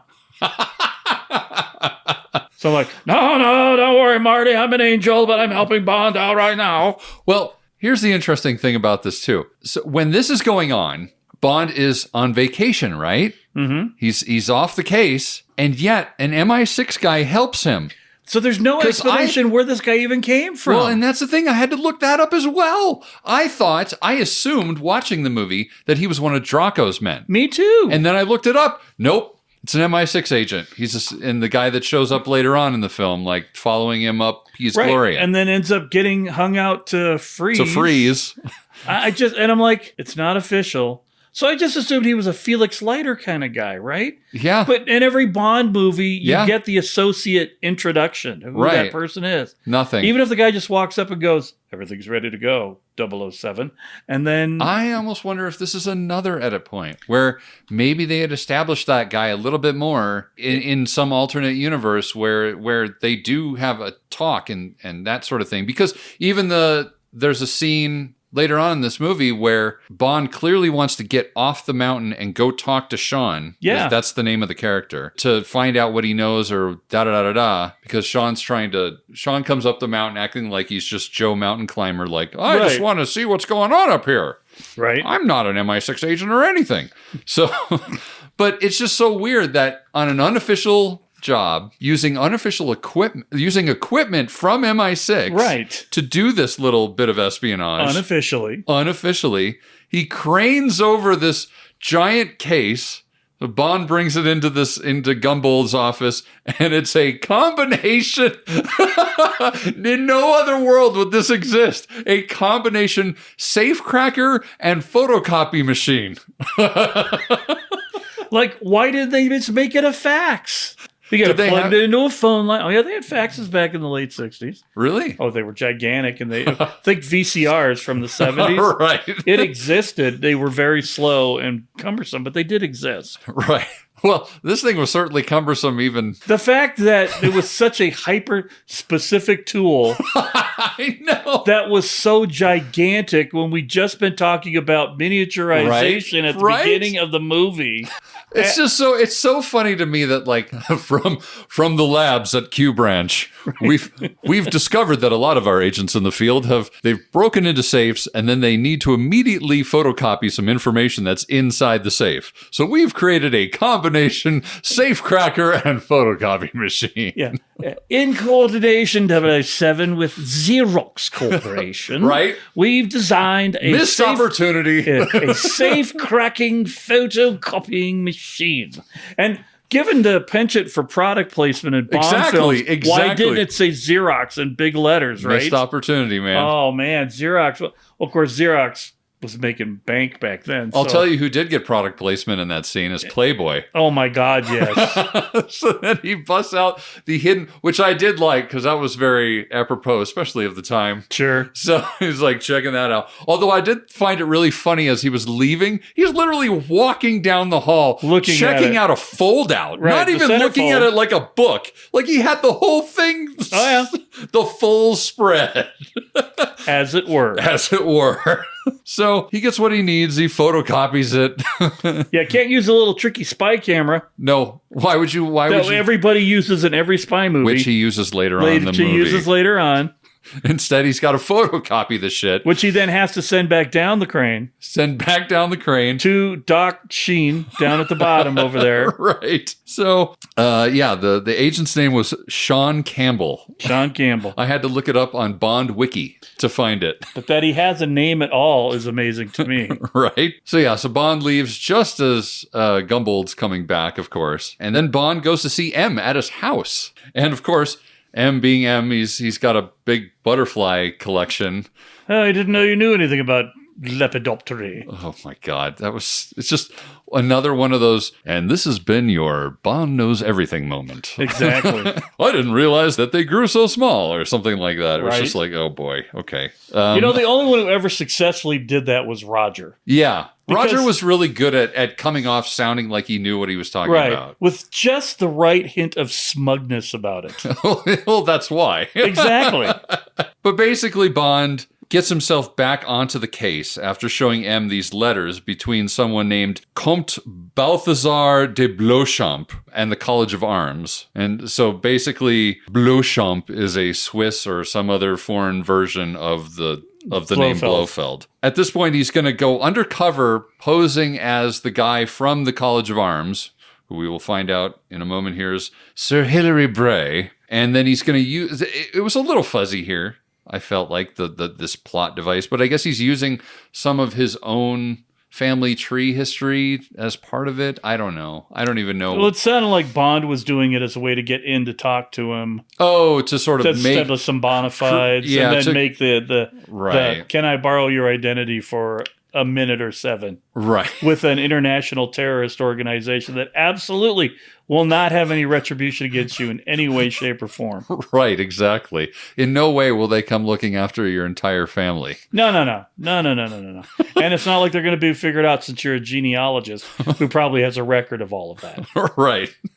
So he goes to meet Sir Hilary Bray, and he finds out it's sort of a gratuitous moment, too, to show that Bond's family crest says the world is not enough, or Barf. Orbis, whatever, Suffus. Right. I don't remember it exactly, but something like that. And then this is the other part of this. Maybe this is supposed to be Bond's creative interpretation of who Sir Hilary Bray is. Because watching the actor that plays Hilary Bray, he doesn't come off quite so effeminate. Right. You know, whereas Bond really plays up that effeminate. Right, which I guess... He's suddenly talking like, right. I'm Sir Hilary Bray. You know? My guess is the only way they could get him to do it effectively was to make him have some kind of an affectation to go along with it. And from a standpoint, it makes him seem non-threatening and non-hostile. That's true. So there's a logic to it, but I actually feel it was more about Lazenby's acting chops and less about being a convincing disguise. Well, and the funny thing is that it's even beyond that. They brought in somebody to overdub every time he was pretending like he was Hilary Bray. It's fantastic. Absolutely. And I got to tell you, that overdub takes me out of it a lot as we get into this second act that I'm about to pass right off to you, my good friend. Thanks. So, Act 2. Yes. Here's where things actually get interesting, to be perfectly honest with you. I think from this point on, it kind of turns into a James Bond movie. Yeah, an actual James Bond movie. Yeah, there's some ridiculous bits, which we'll get right to at the beginning with riding on a reindeer sleigh, or I guess it's horse-driven, but it sure looked like it should be reindeer. Right. Well, I do like, too, when he first gets off the train to meet Irma Bunt. Yeah. And he immediately starts complaining. She's like, did you have a good trip? And he's like, no. He's like, just immediately complaining about just very... right off the bat, making it sound like he's this guy he's like the inhaler person in any group, like the guy that's always got an inhaler, that's always kind of sick, that doesn't enjoy really much of anything. He's like the nerdy bureaucrat. Yeah. Right? Yeah. You know, his whole job is just to be there to complain about everything that's happening. Right, exactly. But so Bond in full disguise with Clark Kent hat, Clark Kent glasses, right? Trench coat worn, oh so avant-garde leg. It almost looks a little Sherlock Holmesy. It very much does. Because doesn't he have a pipe too? Yes, he does. I'm just like, because he taps it on the helicopter. Yes, that's right. He does. So he literally is doing his version of Clark Kent. Right. He's basically become Clark Kent. He's this nebbish, nerdy, but effeminate. But effeminate, kind of guy. But he comes over. Irma Bunt's there, and then totally Frau Blucher. We've got Blondie hiding in the background, kind of following behind. Yeah, exactly. In her little 90s picks on there. But the fact that it's like, now we will get on the sleigh and we will go up the mountain. Up the mountain in the sleigh with the horses. Yeah. So they head up there. We get some really nice shots of Piz Gloria. I mean, it's all the snow stuff. It's beautiful. Right. It's all gorgeous. And I remember as I'm watching, and Ben will tell you that when I'm watching, he's getting a live stream from me via Messenger all the time, like, what is this horse shit, whatever else. And I go to him and I say, have we seen this place before? Because I felt like it was it's real. Yes. So I'm like, where have I seen this? You were probably thinking of either Spectre. I definitely when they're thought up Spectre. at the Hoffler Clinic. Right. And then there's another. I definitely think it was Spectre I was getting Spectre vibes from it. Yeah. Because it was also a medical facility at the top of a ski place. Sure. But I felt like we saw it in Alex Rider, too. Yes. And I thought this was the same. I thought you had said something like this was the same place. I don't know if it was, but it definitely looked. Or maybe you were just indicating the similarities. That's what I was kind of saying is I felt like Alex Rider, that season 1, they definitely chose that very specifically to look just like Piz Gloria. If it wasn't. I don't think it was, because it didn't look. They showed some wide shots in Alex Rider that I was like, oh, I don't think that is it. Maybe it's not. And of course, also. And there was no ski lift there either. That's true. Whereas like Piz Gloria, there's a whole ski mountain there. That's fair. I don't know. I just. Well, and funny enough that you bring this up, because as I'm watching this, my wife is coming in and out of the room that I'm watching this movie. And she's like, is that where they filmed Inception? Because what's his face wanted to make a scene that looked just like Piz Gloria. That was his James Bond movie. Right.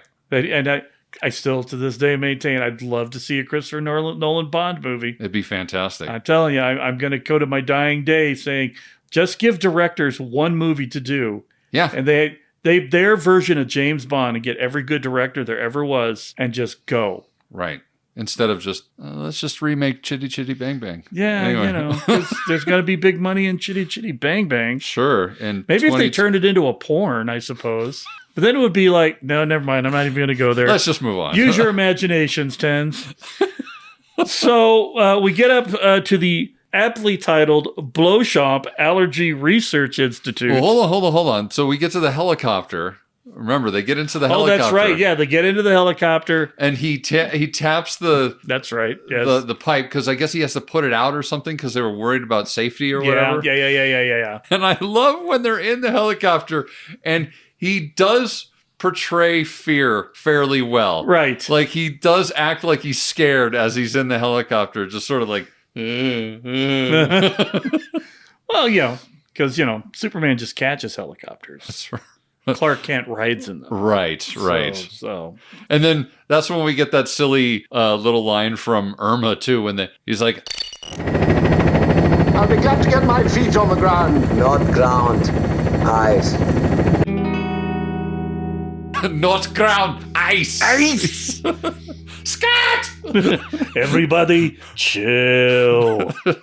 So they take the helicopter up, because there's nowhere to get there, apparently, by horse-drawn sleigh. Right. Again, if we had reindeers, they could have flown. That's right. With the sleigh. But and it is a Christmas movie, I'm just saying. The other thing, I find it interesting that they don't take the gondola up to get there. That was... and maybe it's one of those things where they don't want to be amongst the commoners and they just want to get up there directly or whatever. Honestly, it was just an opportunity to get a camera and a helicopter and shoot some really good shots. Shoot really good shots of Peace Gloria. Right. Yeah. And I mean, there were a lot of helicopters in this movie. Lots of helicopters. And yet not one helicopter explosion. Right? What the hell's up with that, man? It was like... if you're going to employ a helicopter in a spy movie, one of those suckers better blow up. That's the helicopter must have been like, look, we're going to loan you some helicopters, but not one of them crashes in this movie. That's right. Or we're not giving them to you. That's right. That was also their product placement, right? Should have had Bell in big letters everywhere. It's funny for me in this day and age to watch a movie where a UH-1 Huey, the military version of it, doesn't look out of place, because that's how you could tell they were doing a military movie on a budget from like 1995 on, is when they're flying at old Hueys instead of in the Blackhawks like they currently use. Right. They're like, okay, so we pulled that one out of whatever vehicle lot that we have in Hollywood. We need 4 helicopters. Well, we've got 4 of these, and they cost about $25,000 an hour. Or you can have these old Vietnam era UH-1s. They're only like about $5,000 an hour. Right. UH-1s it is. That's right. So, they fly, they land, they get in there. Blowshop Allergy Research Institute, or Barry, which they don't say, but I really wish they had. Welcome to Barry. Welcome to Barry, Mr. Bond. So Bond gets up to his room, and he's immediately locked in the weirdest door locking situation. There's so much explanation and so little make sense of it. Right. It's like, we're locking you in, but because we have other people here being treated, we want to respect their privacy. So everybody's locked in. Just let the guy in the orange jacket with the Olympic symbols on embroidered that nobody else has and the Russian accent, let him know he is not a henchman. And in no way will he let you out. And in no way will let you, but you'll get it. It's also, just before we go too far onto that. So you may remember a little podcast on a little movie we did called Goldfinger. Yes. And that I may have commented while they were in Fort Knox that the hydraulic doors sound that opened up was also used in Aliens. Right. For the doors. Those doors made the same sound when they opened. It was just much quieter. But I'm like, how long has that sound effect been used that I didn't realize Ages. But it seems like it was really a James Bond kind of thing. Yeah. Right? So I'm just like, they mostly come out at night. Mostly. Especially when it's James Bond. So anyway, he's locked in. He's okay, fine. He's checking out the little shingly light fixture. Checking for bugs. That, looked like it might have been made by our friend Andrew. Except it would have been bottle caps. Checking for bugs. Ineffectively, I might add. I think at this point you just assume you're being bugged. Right. But he's got to get ready for dinner. That's right. He's got to get into his fancy kilt. With more frills. More frills. But no. Well, I'm sure that if Lazenby had stuck around for another movie, that would have become his thing. His signature thing, his frills. signature thing. thing would be frilly shirts and Probably. that sort of I'm telling you, Prince and the Revolution, baby. He'd have had just the big doilies hanging out, ready to go. So he heads off to dinner, and that's when we get introduced into the Angels of Stereotype.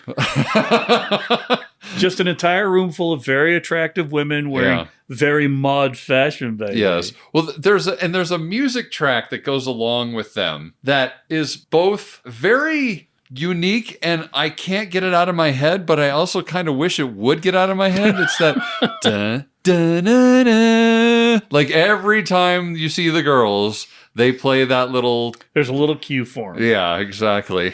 Well, and then you've got Irma in there, just sort of house henning, house mothering, trying to redirect traffic. Oh, my God. You know, from a person that she has already assessed as maybe being a homosexual anyway, shouldn't be a threat. Right. And yet, still mother henning. Yeah, well, because they're all clearly... They really don't... All the angels of Stereotype do not care. They do not care whatsoever. I mean, they're like, oh, what is genealogy? Yeah. Please sit down next to me and tell us the tale of genealogy. Right. Like it's some sort of mystery, right? Right. Like, how stupid are these people? Anyway, they've never even heard the word genealogy. Right. Oh, and the one girl goes, what's genealogy? Right. Yes.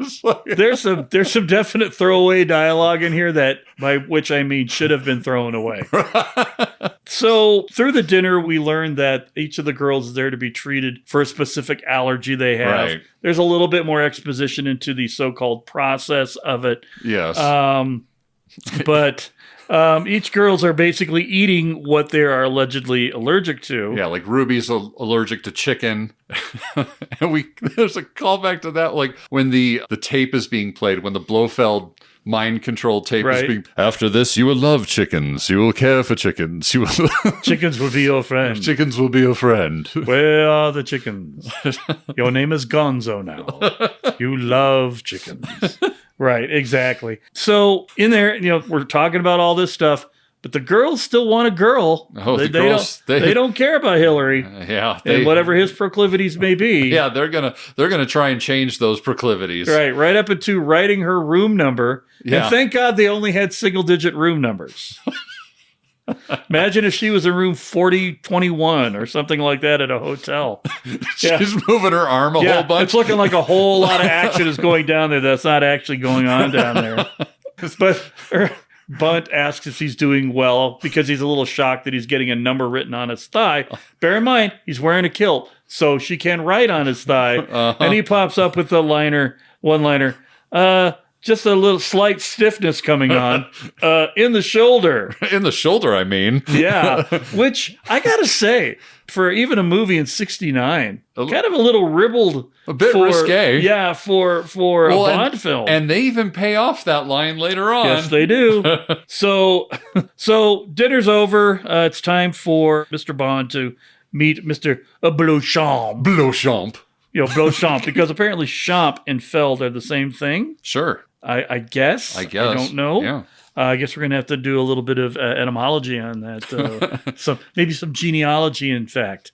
What's genealogy, Jason? Do you mean genealogy or gynecology? Thank you. Oh, thank you. So, as Ben had pointed out, you can tell this isn't a Ken Adams set. They walked through this cave that was like, it's not as bad as Black Bart's cave from Casa Bonita, but it's not far off. It looks like it was built at Disneyland. It's a little Disney, this cave that, as he's being walked to the offices or the laboratory of Beauchamp. Of the berry? Yes. The Beauchamp. Beauchamp Allergy Research Institute. That's right, the berry. The berry.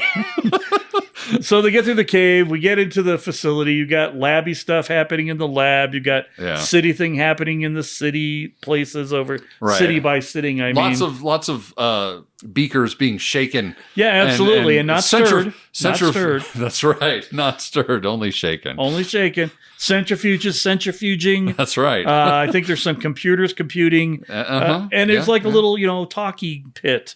Very like you do in most laboratories. There's a place for the scientists to unwind with some scotch, and then they're ready to go.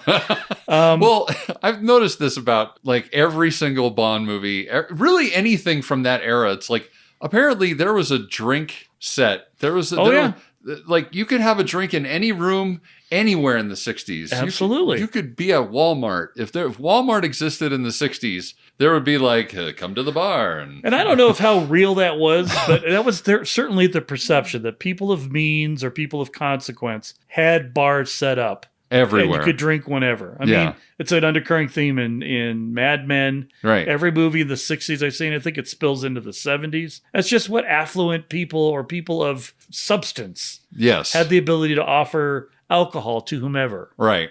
Right. Are we assuaging America's guilty conscience? I'm not going to say. I'm not going to say. But anyway, this is where we get to see Mr. Telly Savalas, who... honestly, as much as I do enjoy Diana Rigg in this, it's really the only reason this thing is watchable. He is, I'm gonna, we've rated our top Bond villains before. Yes, and I've got the blondies up at the tippy top on those. Right. But I think I got to move Telly Savalas' Blofeld way up the list. Well, I mean, that's why he was way up on my list. I know. But until I saw this again, I'm like, as Blofelds go, he is absolutely my favorite Blofeld. Yes. Bottom line, with Donald Pleasance coming in second and Uncle Chris way down there somewhere. Even the dude from Diamonds Are Forever with the whole lot of thing. I'll take him every day over this. But anyway, I digress. Here's Telly Savalas, just a badass. They have this conversation, and he's sort of wearing the Blofeldy sort of jackety thing. But it's open like, I'm a badass Blofeld. I'm the sexy Blofeld. That's right. I'm the American Blofeld, and I've got spunk. And I'm going to put that spunk somewhere nobody wants it. Right? I mean... For me, honestly, Telly Savalas is always going to be Kojak, and that's how he reads it. He's either Kojak or he's a sociopath from The Dirty Dozen, but there's like no in between. Right. And yet, in this one, he kind of felt like he brought a little bit of the sociopath, a little bit of the Kojak, and a little bit of Blofeld, and he's Lex Luthor to me in this, literally. Yeah. Which is how I think the best Blofeld should be, is Lex Luthor. Yeah. Right? Yeah, I would agree with that. An evil genius. And just a little campy. A little bit. A little bit, yeah. He managed to be that campy Bond villain without it becoming the identity of his particular version. Without it becoming Donald Pleasance. Well, exactly. Quite frankly. Exactly. Also, no scar.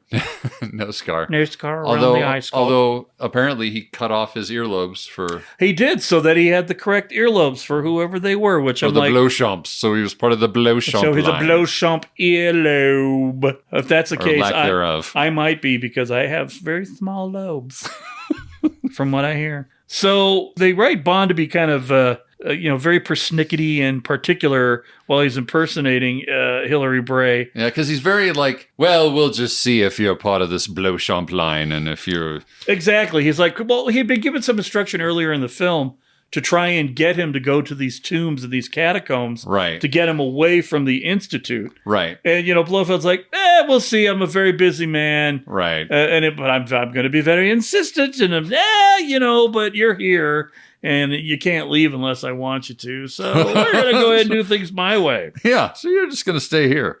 So basically, they go through this whole tete-a-tete about what he needs to do to certify him as being part of the Blowchamp line, right, so on and so forth. They leave with really nothing decided. Yeah. And Bond goes back to his room, where he's trying to figure out how to get the door to open. Yes. And I don't even know what it was that he grabbed to try and... But he knows there's a door sensor. Yeah. So he's trying to run, I think, a piece of metal of some kind. And he gets shocked. Which is hilarious. And so realistic. Well, and you would think, well, really, Bond should be smarter than that. Well, yeah, but you got to demonstrate... Without saying what he's actually doing, you have to be able to demonstrate what he's actually trying to do. And you are allowed to show his craftiness afterwards when he picks up the eraser. Yes. As a buffer to ground him when he does it again. Which, still, would that have worked? I don't know. It does in James Bond's world, though. So that's really all that matters. So he figures it out. He opens up the door. It's a nice touch that he has to close the door behind himself, though. Yeah. When he goes back into each one of the rooms that he's going into, he has to reach over and hit the button to close the door again. So he goes over to number 8, because that's what's written on his thigh. Yep. Well, And, it's quite attractive. But really, I think of all the Bond girls in the world, and she seems so atypical. I love Ruby, though. Yeah. And maybe that's what makes her so charming, is she seems actually kind of realistic. Yes. Like, just kind of like this sort of... like a next-door neighbor cute. Right. Well, but not even so much that. Her personality is like, I kind of come from money, but I'm socially awkward.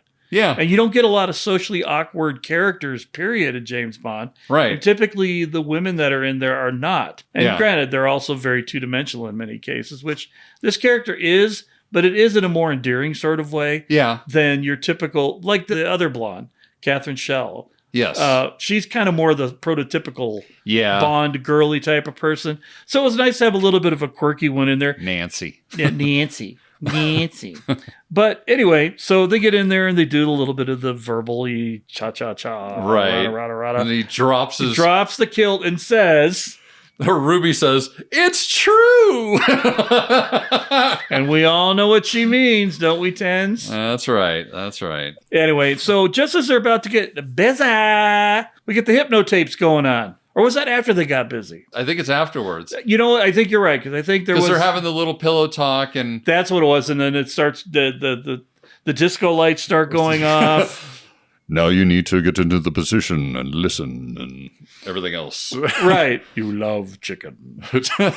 Chicken is your friend. When you leave here, Ruby, you will not remember any of this, only that you love chickens. Right. That was such a weird direction. I know it's kind of like, the whole hypnotizing thing. Yeah. When I snap my fingers, you're simply going to wake up refreshed. Da-da-da-da-da. Yeah, well, all of this hypnotherapy mumbo-jumbo kind of, I'm not a hypnotherapist and I don't play one on TV, but that just seems a little far-fetched. I mean, it would have been perfect if they'd had like the little swirly-whirly thing coming from the ceiling, right? That you see in all the stuff from the era. But yeah, we're getting a first-hand look of what Blofeld's therapy works like. And his evil plan. Although I don't really know at this point what the evil plan is. Right. Or even why the girls are being hypnotized. Right. Just that they're being hypnotized. Only that it's a strange thing, and it clearly is not for the good of all men. It's not to help with their allergy problems. I think you're getting that because we all know that Blofeld's not really altruistic in any particular way, shape, or form. So Bond leaves using his magic trick that he figures out, pushing buttons, shorting fuses, gets back into his own room. The guard's gone. Wasn't the guard supposed to be there to let him out if he needed him to be there? Coffee break or something. I don't know. He was going and doing his gymnastic routine. Maybe sure. Weightlifter? Skier? Right. I don't really know. They never really explain why he has Olympic rings on his jacket, and none of the other guys do. What events he participates in. To segue a small moment, those jackets were kind of badass. Oh, yeah. Like, I really want an orange Blofeld Allergy Research Institute ski jacket. Yeah.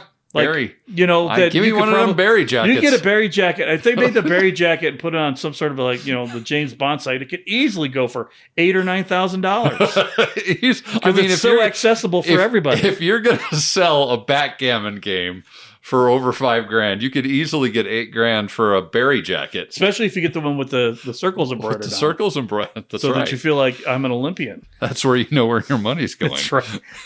Anyway, I digress. It's gold filigree. It's just all colored gold filigree. Anyway, I digress. So Bond gets back into his room and walks in, and boom, there's Nancy. Oh, Nancy. Hello, Nancy. How did you get in? Oh, I'm as smart as you, Mr. Bond.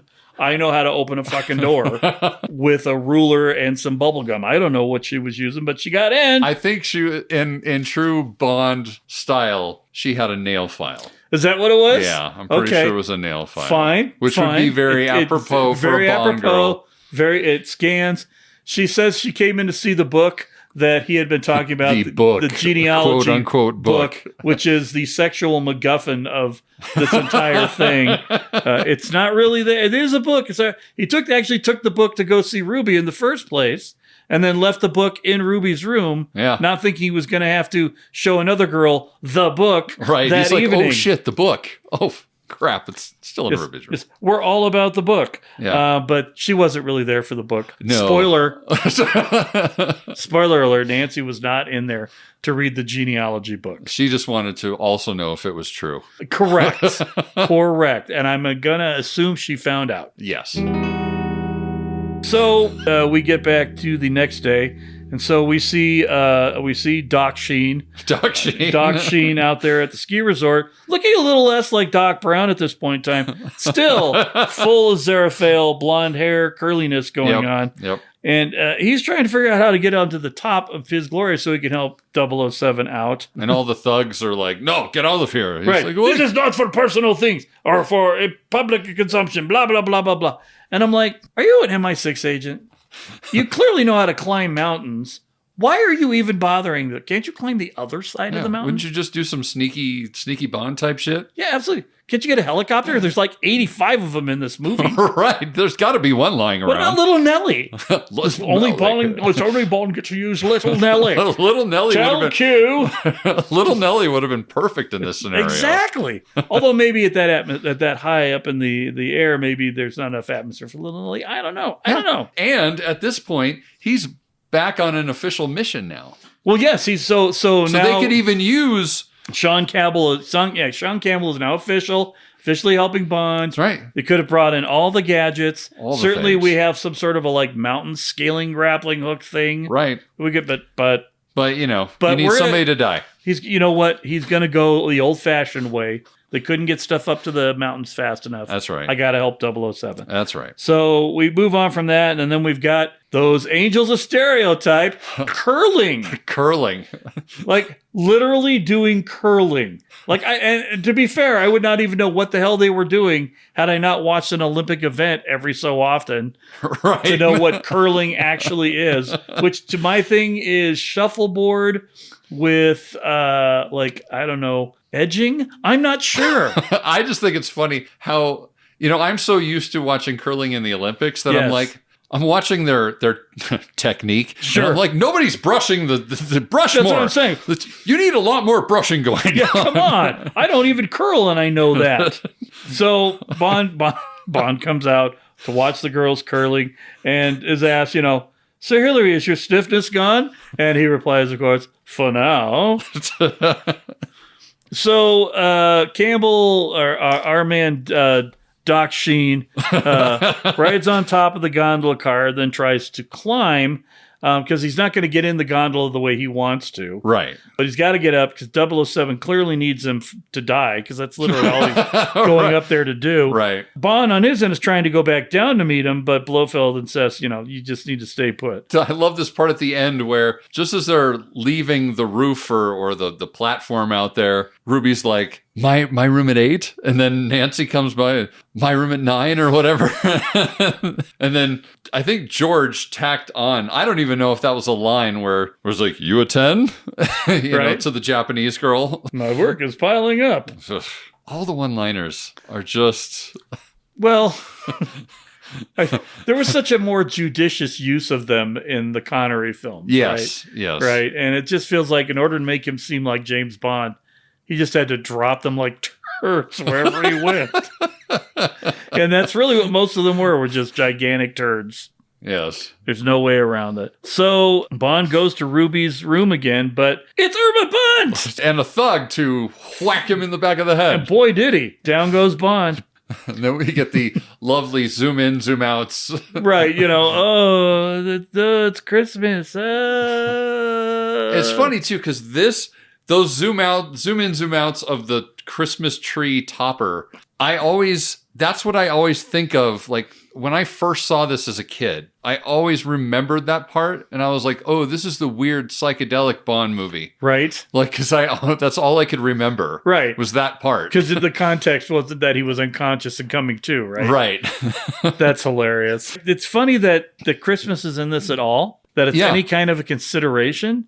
I don't know if it's Christmas in the book, and that's why they brought it through. Yeah. But you don't have to have it be Christmas to be snowy in Switzerland. Right. You can just have it be Switzerland. Right. The addition of, I don't know, do we even know when it released? Did it release for the holidays? And that is, I was going to say, generally Bond does release in like November, late November usually. Yeah, so maybe it would make sense And there is a huge association of Bond movies with Christmas because they're always playing Bond movies on, well, that's the thing. This was before cable, so I guess that doesn't really matter. That doesn't really... it does. But back in broadcast TV only days, it was a thing, particularly in I think in the UK that very Bond much so. movies got played for the holidays. Yeah, we of course get It's a Wonderful Life and Wizard of Oz.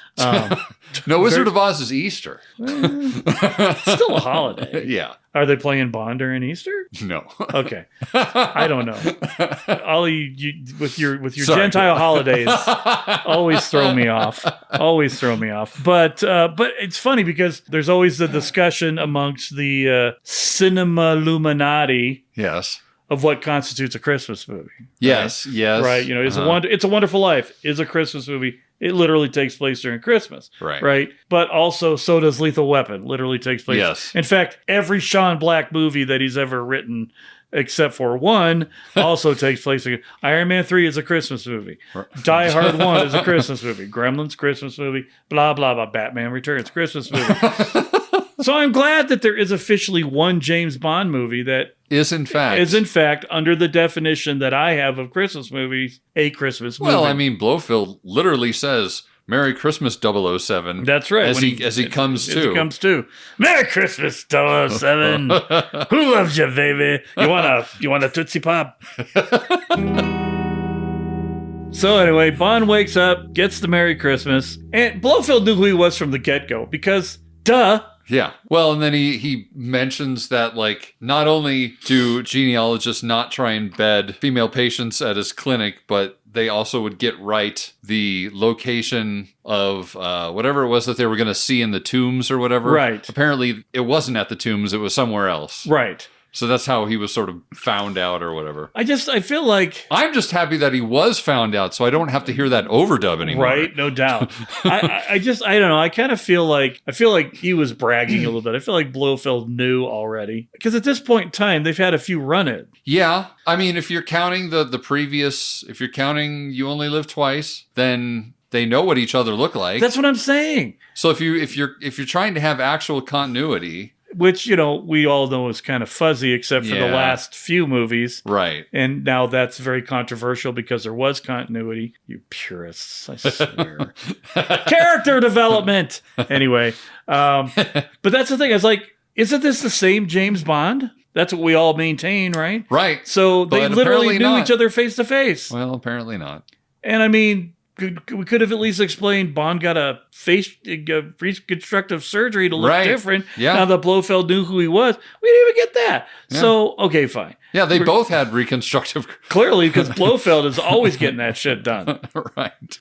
I mean, if there was anybody in the Bond universe that could benefit from the Mission Impossible mask generator, it's definitely Blofeld. It's definitely Blofeld. And never has to worry about the hairpiece, which is nice. Yeah, you don't have to worry about that. Don't have to worry about that at all. So anyway, getting it back to what we're actually talking about here.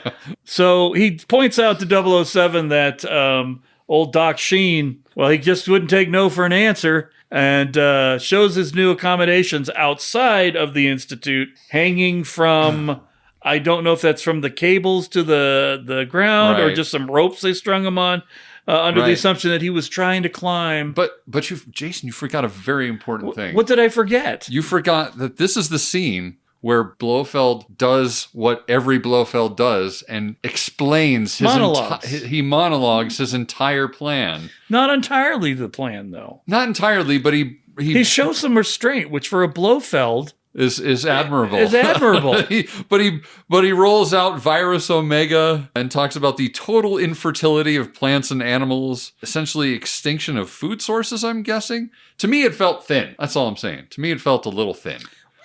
Yeah. I mean, I guess I understand. Like, now his reasoning behind it is very Blofeldian. Sure. It just felt, I don't know. I'm so used to holding the world ransom for nukes that anything other than that, I trip just a little, I bump just a little bit on it. Right. But anyway. And I think he does explain too there that the girls will dispense the virus, but that's where he bites his tongue. He doesn't tell Bond how the girls are dispensing the virus. He tells him what he's up to, but not how he's going to implement it. Right. And that's usually where that's the Achilles heel for every other Blofeld. Right. Since I know you're going to die, but you're not going to die. I'm going to go ahead and tell you the entire plan, right. Mr. Bond. So hard to remember to do Donald Pleasance and not Lorne Michaels. But anyway, so he covers all of that stuff. This also had me wondering, with his proximity to that and things breaking and everything, did Bond just end up getting sterilized and that's how he's able to shtoink and not get any kids? Who knows? I mean, he has been exposed to an awful lot of things. Indeed. So, just something for everybody to think about. Rather careless about his exposure, I might add. To be perfectly honest with you must think all the alcohol in his system is going to kill everything. But anyway, so Sean's hanging upside down. Sean's hanging upside down. He's dead. A cautionary tale. And they take Bond off to his new quarters. Yeah. Which, let's put him in the room that he might be able to escape and get away from us in. We couldn't possibly lock him in a broom closet. Right, an actual room. No, let's put him in the machine room that has a clearly visible exit point. Correct, and wires to climb. And right, all sorts of shit that'll help you get out. Yeah, absolutely. Let's do that. That's fine. It's fine. And then, Bond's left in the mechanical room for the gondolas. Right. And, you're all like, he's going to get out. Why is he timing it with his watch? Why is he timing the mechanism? They're operating this gondola on command. I know. There's no timing involved. I guess I assume my assumption was he was timing the length of time that it got from when it started to when it stopped, so that he knew how long it was going to continue to operate. Right, but if they're just running it all the way down... Well, that's what I'm saying. He wanted to know how long the cables were going to be operating in between. Oh, okay. So he knew that it's going to run for this time, and that's how long it would take to get back. I don't know. I'm really justifying at this point. Because you're never going to know how long it's off for. That's correct. Which is the part that you need to know. Right. Or at the very least, know when the cable's going to take you the right direction. Yeah. But I don't know. It seemed like he needed something to do, maybe, other than sit around and look pensive. Yeah. But, he gets it sorted out after nearly killing himself twice. Right. Gets on top of the cable car. As he's going, we watch the girls get their little perfumey costume. Or jeez. That whole love-in thing with the whole mass hypnosis thing. And they open up the box. And I'm like... The little comm device. And they're like, and whatever you do, don't ever, ever, ever touch this. What was it? Like an air... What was it called? It was basically an atomizer is what it was. Atomizer. That's what... Take your compact. The compact is a two-way radio. Extend the... And I'm like, there's nothing sexual going on here. Extend the compact. Now collapse the compact. Just a whole thing. They're all like bubbling in, like, hee, Christmas presents, and they're wrapped in purple with a green bow. I'm like, did the Joker wrap these things? They're gonna open up. It's Smilex. It gets me agreeing again and again. Go with a smile. And I'm like, wait a minute. It's cosmetics. It's perfume. It is Smilex. It is Smilex, gosh. And makeup. Sure. You put them together, you get sterilization. That's right. I don't know. But he does the whole hypnosis thing with them. They all go out, and they all come back. Well, and then we get Bond. He makes his way back into the building, which, granted, the movie can only go on for so long. So I understand why he went back. But I'm just thinking in terms of practical sense. If I'm Bond and I get out of the machine room, I'm going away first. Right. I'm getting out of there and getting reinforcements, but there's only so much time in this movie. So he goes back in and he fights the I think it's the guy with the orange jacket with the yes yes, and eventually the berry jacket. Yes, exactly, and then the berry Olympic style jacket. Yes, gold filigree everywhere. It's fun. And then we get another dumb line. Maybe you should have been gift wrapped. I'm like, what does that have to do with it? What? Like, no. And he goes through the whole thing, gets into a room that is apparently well stocked for skiing. Yeah. He changed his outfits in literally 10 seconds. Right. To the most perfectly suited baby blue with white turtleneck ski outfit. Right. Just perfectly sized, perfectly tailored. Everything.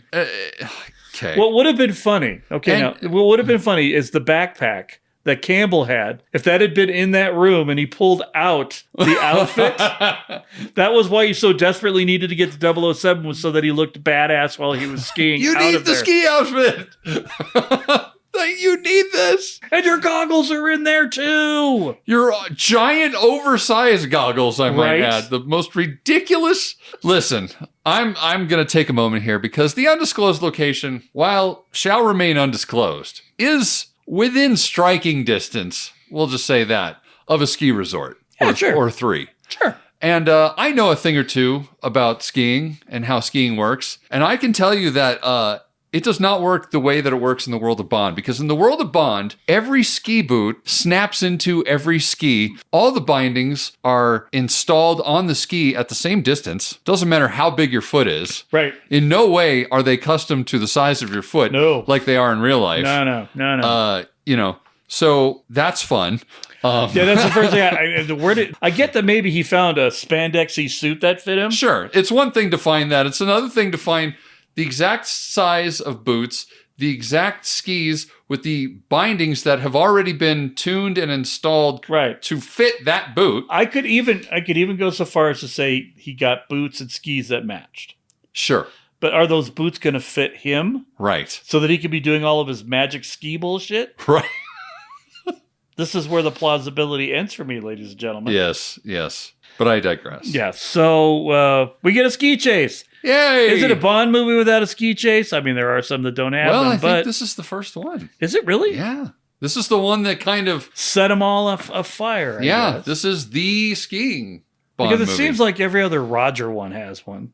Yeah, Raj likes to ski. And I know that Diamonds Are Forever didn't because Las Vegas. Yeah. So, okay. And then, and we've got, of course, The World Is Not Enough. You've got to have a Braza ski scene. But I mean, we've got... And Craig just is not in for skiing. He's it's not funny. a skiing fella. He was in a snowy environment too, but it didn't... No, it wasn't for him. He was flying an airplane with skis. Sure. I guess that's skiing for his version of Bond. Sure. But sure. Anyway, so guess what? We're getting the first Bond ski chase. That's right. According to my esteemed colleague. So that's good stuff. Yeah. So, I guess there was some day for night, wasn't there? Yeah. Because he's skiing at night there. And the really bad it's not even bad green screen. It's bad back screen projection. Yes. And you can tell this is the infancy of back screen projection. Right. Because it is. But we saw a lot of, it's like a trademark of some of the early Bond films. That is true. Bad back screen projecting. Well, I will say the day for night stuff in particular seemed exceptionally bad. Because I will even say that the back screen projection during the bobsled back screen projection isn't nearly as bad as this day for night ski thing. This one is like just and it seems like time. The majority of this, the bottom end of the second act and third act is all about skiing. Oh, yeah. But, we get him through. We're doing all the ski stuff. The actual ski footage of the second unit is fantastic. Yeah, absolutely. Blofeld's following, like I said. He's a hench bro. He's a hench bro who knows how to ski. He's out there leading his men. He's doing by example. And then, Jason, oh my God, Bond loses a ski. Right. And we get He's skiing on one ski! This has got to be. It's got to be the inspiration for Better Off Dead. I don't know how many times has Bond skied with one ski. This isn't the first time. Yeah, it is. I mean, it's not the only time. Well, it's not the only time, but it's certainly the first time. Yeah, I think it would have been the one that would have been... First of all, second of all, I should say, the character in Better Off Dead is wearing a blue jacket on his way down the mountain. Well, yeah. So, I mean, and he's skiing on one... I'm just saying...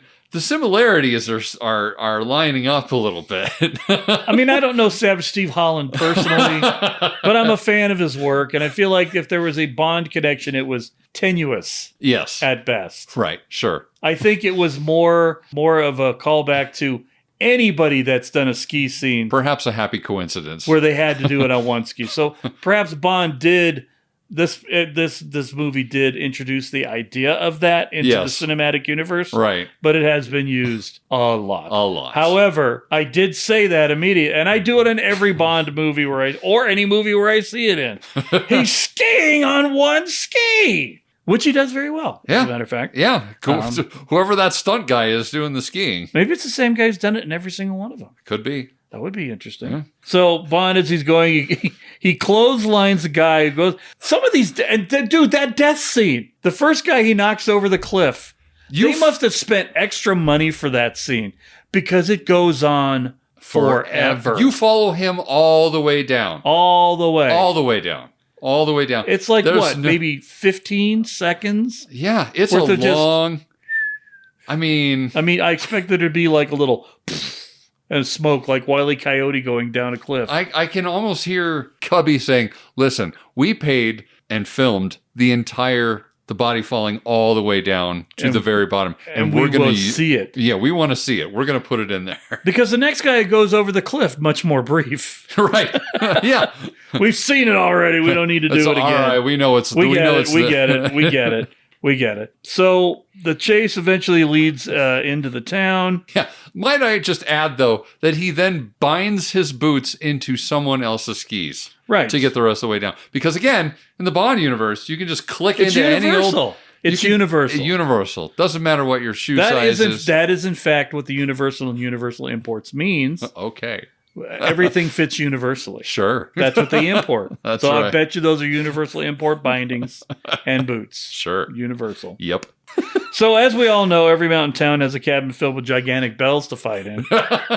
Yeah. That's the first place he has his little fight because it works. Because cinematically it works because there's lots of noise. And if you're going to use bells, there should have been more bells being implemented as weapons. Yeah, there wasn't enough of that in there. It was like bong, bong, but things hitting against it. Yeah, they were just bumping into it. It wasn't actual like clang. I would have liked to have somebody's head go bong. Exactly. And that's a Bond moment going, like a little off key or something like that. Honestly, right? if John Glenn was directing, yes, it would have been. It would have been because that's a perfect Roger moment right there. Right. I am happy that we do get a John Glenn moment, and it's coming up pretty soon here. Fantastic. So we hear the whole. Do you know how Christmas trees are grown? Oh, who the hell cares?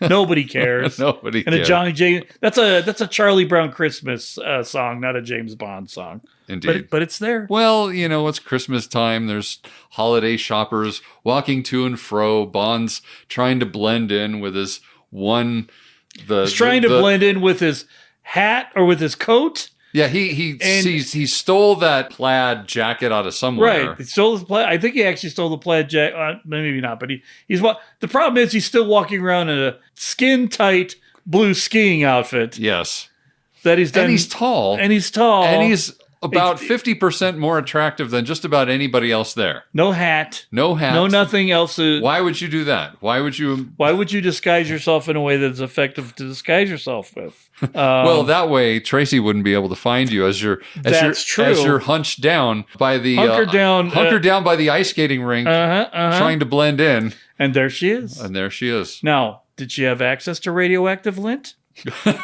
and the tracking of it? Nobody knows for sure. That's right. But maybe we can make that assumption since they did mention it at the beginning of the damn movie. That whole other movie ago? Right. Maybe that's how she finds him. Although she didn't seem to believe that he was going to be there. Right. And she's not a jealous woman or nothing when she shows up. Yes. Not a smack across the face. Right. No. If anything, she looks fetching as hell. She absolutely does. And I guess it goes with her kind of laissez-faire attitude that she's kind of gone, Well, I mean, she does basically say, yeah, I'm in love with him, but I don't think he feels the same way about me. That is true. So, I mean, maybe she's accepted it. And she does have this fatalistic sort of... She really does have a negative Nelly attitude about things. Very about Debbie life Downer. All the time. You expect to have like...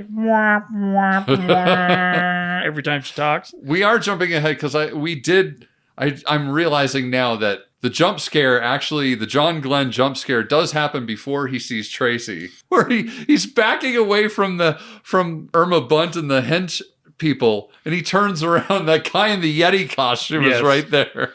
It gives him the scare, which, you're right. Total John Glenn moment. He's sure. Like, guys, let me just try this. Let's try this. Let's try this out. Let's just try this once. It's going to get a laugh. It's going to work, guys. I swear it's going to play. And they're like, dude, that totally worked. Let's leave it in. Let's do it. Let's do it. But yeah, I mean, the whole scene itself feels very contrived.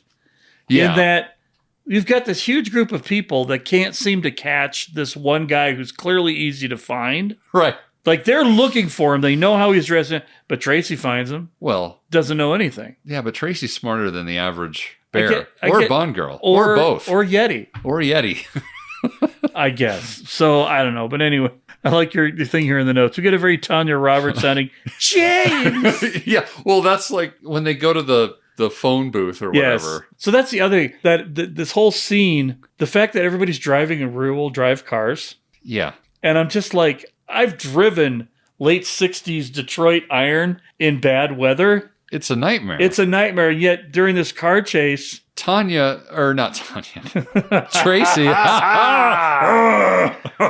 she's driving like hell on wheels when there's ice on the ground. and they're following that beat up old diesel Mercedes Benz. But the thing is wouldn't the Mercedes have front wheel or at least all wheel? No. It was all rear wheel? Oh, no. All wheel drive cars as a norm didn't really start happening until the 70s. So everything was rear wheel at that point. Yeah, everything that we saw in this movie was. Okay. You had front wheel drive cars a little bit, but mostly everything that was being produced was still rear wheel drive, including most stuff in Europe. That answers a lot of my questions then. Because I kept wondering how Tracy was able to evade everyone and was the best driver when they finally make their way into the randomly placed Swiss mountain town stock car racing. Right. Now that also felt very mid-70s Bond for me. Yes. Right?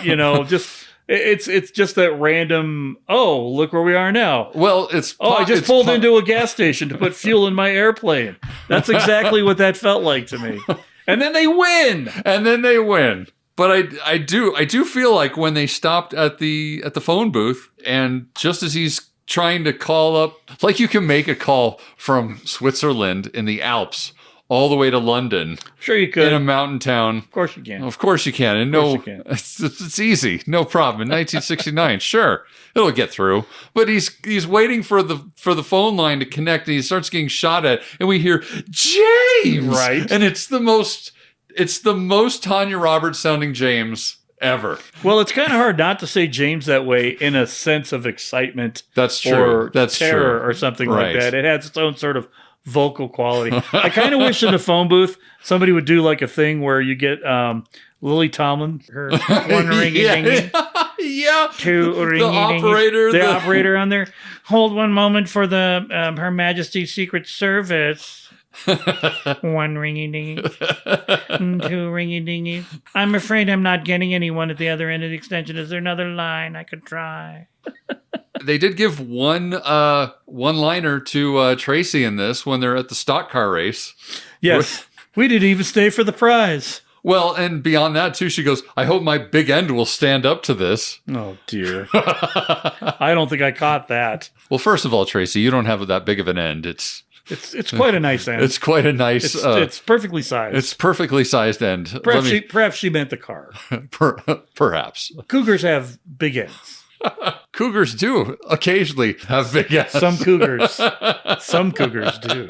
Oh, thank you. All right, enough of this nonsense. We get out of the race. They head up to what looks like is it a cabin? Is it something? It looks like a stable because there's horses. Oh yeah, because there's two horses in it. But I don't understand what it is. No, is it somebody's house? I don't know, but apparently because they leave the race and drive into immediately the largest snowstorm in the history of Switzerland. Like it's literally, it's great, and oh shit, snow. Yeah, suddenly it's white out. They can't see anything. Yeah. The bad guys can't see them. They can't see anything. They finally manage to pull into this stable with horses. And luckily enough, nobody's there. Nobody's there. But there's two horses there. So hopefully somebody's taking care of the horses. You would think somebody's there. I almost feel like I would have been more satisfied if when they woke up, some big Bulgarian or Hungarian guy found them, like in the Day of the Jackal TV show, and then strung them up by their feet or something like that. It would have made more sense. But no, they get in and they get the car settled. And they get all nestled in their hay and their blankies, and they're in love and smoochy boochies. Well, and it's just like, what happened up there, James? Oh, spy stuff. In no way did I, shag two different women on the same night. Well, and then clearly had plans to do it again. Right. I was going to go back again for seconds or thirds, I guess, in this case. Yeah, but I love you. Let's get married. I've soiled my royal oats. Yeah, exactly. I'm ready to go. And then it's all like, but no, not until we're married. And then, psych. Down she comes crashing. Right. And who do you take me for? I'm not so chaste. I'm not some slut, although I could be. And I mean, it's kind of, I know it's supposed to be this very tender moment that perhaps a better actor could have conveyed better. Yeah. But I don't buy any of it. I don't buy anything that comes out. I buy her. I do. She's very doting, and that works for me. Although I recently read this rumor that Diana Rigg didn't get on too well with George Lazenby. Oh, I've heard that as well. And that she would on purpose eat things that made her breath. I've heard that as well. To make her breath stink so that she was kind of repelling almost to him. Yes. And I think about this scene because she kisses him a lot. Yes. And it's her initiation over and over and over again. And I'm just thinking she's like, gotcha, motherfucker. Yeah. Take that, you asshole. So they're in love. They're going to get married. Everything is perfect. Everything is great. Bond's ready to give it all up, and we know how well that works out in the end. Right. Whenever he tries to do that sort of thing. Yes. So in no way do bad things befall him. No, not at all. Although, to be fair, I mean, Diana Rigg, that could convince me to stop being a spy, just like Eva Green could have convinced me to stop being. Absolutely, 100%. Definitely Léa Seydoux could have done. So I get it, James. I get it. However, the day comes. And they get up and they go for a ski. Because I mean, why? Was the car broken? Dude, I don't understand this at all. Maybe because it snowed so hard, the car couldn't go anywhere? Here's my question. My big question is, so the car is there. So it's not like they drove up to the top of a ski hill. Right. Apparently, they are so high up on the mountain, Jason, that there is a whole nother ski run beneath them. Well, okay, but to be fair, they didn't go up in a sleigh drawn by horses. Although those did look like the horses that drew the sleigh. I'm going to say that right now. There you go. But they went up in a car, so it's possible they got higher than what you would need for a helicopter. But now they're suddenly above tree line again. Heck yeah. Skiing down. Yeah. It's apparently the Swiss Alps are so high. They're so high, Jason. They're all very high. There are two levels of tree line. There definitely are. There's tree line Magnus and tree line Minimus. So anyway, they're on Minimus now. They're on Minimus tree line skiing. Yes, as we never say, but I just said. So anyway, yes, they decide rather than taking the car, they decide to ski their way down to the next town. Sure, that's right. Why not? Right. And of course, she has her ski gear. Yeah, because she was going skiing anyway. Right. So she had her fitted ski outfit. Absolutely. She had her skis that arguably should have fit because they were probably her boots that go on her skis. Yes. They were attached to the back of the car. No. Where did James get his skis from? Universal Exports. Maybe they own that. Maybe it's a Universal Export. That's why they went there. That's right. Those are Universal Exports houses or horses. I think there were two sets of skis on the back of the car. Were there? I think. Okay, I don't recall. I think. Honestly, she was thoughtful. She brought along a second pair just for him. Or one hopes she was stoinking some other guy. That would be much more even. Little more comeuppance there. Yeah. So James can't pull that card. Given the circumstances. Yeah. So, but I mean, they were clearly Universal Export skis and boots. Yes, because everything fit Bond just fine. That's right. So that's good. Since we established that is actually how things work in the Bond universe, we can move on. That's right. So we get yet another ski chase. Yeah. Not one, folks, but two ski chases. Fortunately, Bond skis, both of them stay on the whole time. Yeah. So we're good with that. And Tracy is a total badass. Oh, yeah. Like I said, no goggles on her face. They're having a conversation. They're having a conversation across hundreds of yards. Correct. They're not yelling. No. They're just talking. They are so in tune with each other out of love that they can communicate just empathically. Right. Telekinetically, telepathically, whatever they need. We get the wood chipper moment. So, yeah. Let's talk about that wood chipper moment a little, shall we? Yeah. You knew it was coming.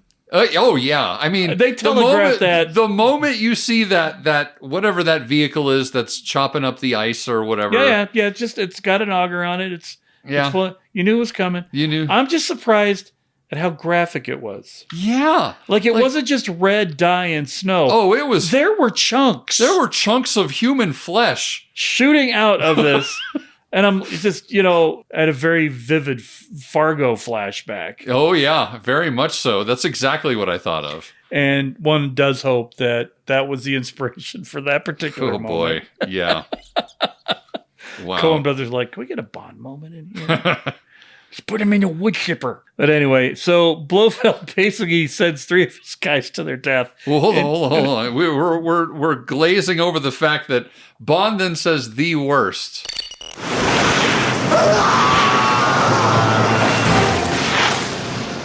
had lots of guts. Yes. I just had to bring it up one more time. I'm sorry. That's okay. So Blofeld sends 3 of his guys out to chase Bond, send him to the death. Total evil villain move. Just makes me feel a little better about Blofeld at this point in time. Yeah. But he sends them out to chase them into the avalanche zone, which has to be maybe... I think we telegraphed that as well earlier in the film, that the avalanches do happen. Yes. But one of the more clever ways to try and kill James Bond. Yeah, for sure. And, showing a little bit of his evil genius noggin. And honestly should have killed James Bond. Yeah, I don't understand how anybody survived that. That is like the most gigantic avalanche. The way that they composed, because I think we're I really should have done my homework, but this isn't that type of podcast. But scholarly, yeah. But the way that they framed that avalanche, they made it look like the most gigantic avalanche. I mean, we're talking like, remember the movie 2012? Yeah, like that. Yeah. You're not wrong. I thought about that while watching it. Like just this massive tidal wave of snow. No one would fucking survive that. No. Nobody. No. Nobody would. And they're trying to ski it, which is even funnier. Right. We got this. You don't got this. And then they get buried and they're still not dead. Nope. Not all the rocks, all the trees that got kicked up in the whole thing. That's fine. Because as we mentioned, there aren't trees in Switzerland, so we're fine. Right. Even though I definitely saw trees in the detritus that was floating through there. But no, they're fine. They're fine. Dust off. Yeah. We're good. Yeah. And Blofeld pulls Tracy out and she's unscathed. Yes. The next time you see her, she doesn't have a scratch on her. She is fine. Her quoting skin, just still porcelain. Quoting poetry and waiting for Dad to come along. No problem. That's right. But Bond surely is dead, isn't he? Yeah, they just assume, of course. Right. Because she survived, but Bond's definitely dead. Well, it's part of Blofeld's programming. Right. I finally killed Mr. Bond. No, Telly, you haven't killed Mr. Bond. And you're going to pay for it in Act 3. So here we are in Act 3. It's the final countdown. So this is a little odd, but I guess I understand. Bond's now back at MI6. With a 1,000-yard stare, So Bond's like, why did I go back to London when I need to save Tracy? But I guess that's what I'm doing now. I'm here. Yeah, I'm here doing my job. But to his credit, he is totally pissed off that they haven't made any effort to go get her. Right. It's like, it's only his bride-to-be. Right. Surely he informed him of that in his request to go back and get her. Right. But yeah, he's mad because the British government basically just wants to buy out Blofeld to meet his demands. Right. So that Blofeld doesn't do his thing. But Bond is trying to argue that they need to go back there and blow up the entire base so that they can't ever do it later. Well, that's the thing. And his logic is sound. His logic is sound. If we pay him off now, he's just going to ask us to pay him off later. Right. That's why we don't negotiate with terrorists. Right. But, governments are going to government. Sure. I do find it really almost wicked that M is like, what your personal relationship is with this woman is personal and not the needs of the government or whatever. Right. Like just cold, so cold. Man up, 007. Yeah. Whoa. So Bond does what Bond is going to do. He goes and visits Dad. Yeah. Soon to be dad-in-law. Soon to be dad-in-law. He's like, hey, Draco. Let's go get your daughter because she's in a lot of trouble. So, we cut to 3 helicopters at dusk, which is gorgeous It's a footage. fantastic shot. It's probably the best shot in the whole film. Like Then I start thinking, did Coppola see this movie? And that's where we got the scene from Apocalypse Now. Right. Well, Same helicopters. yeah. Different sun. It's instead of sunset, it's sunrise, but Right.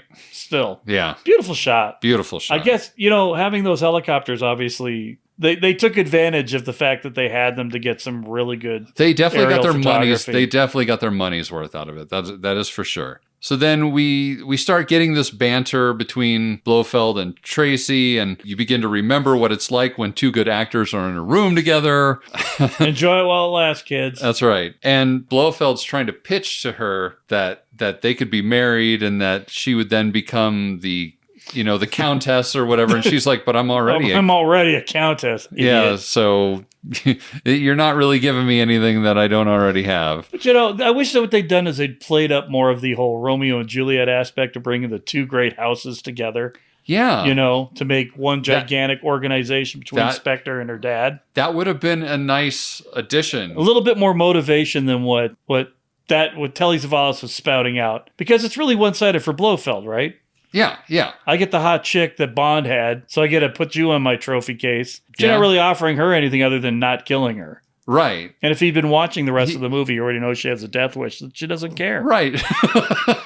Much more persuasive if using that Think of the argument. power that we could exert once your father finally passes away and, we're leading the greatest criminal organization of all time. Right. But they didn't use that. So anyway, so instead it's just note, if you get in a time machine, maybe suggest that to the writers. That's right. But also suggest they don't use George Lazenby. But instead we get Blofeld kind of horn dogging after Tracy. Oh yeah. And can you blame him? I don't think so.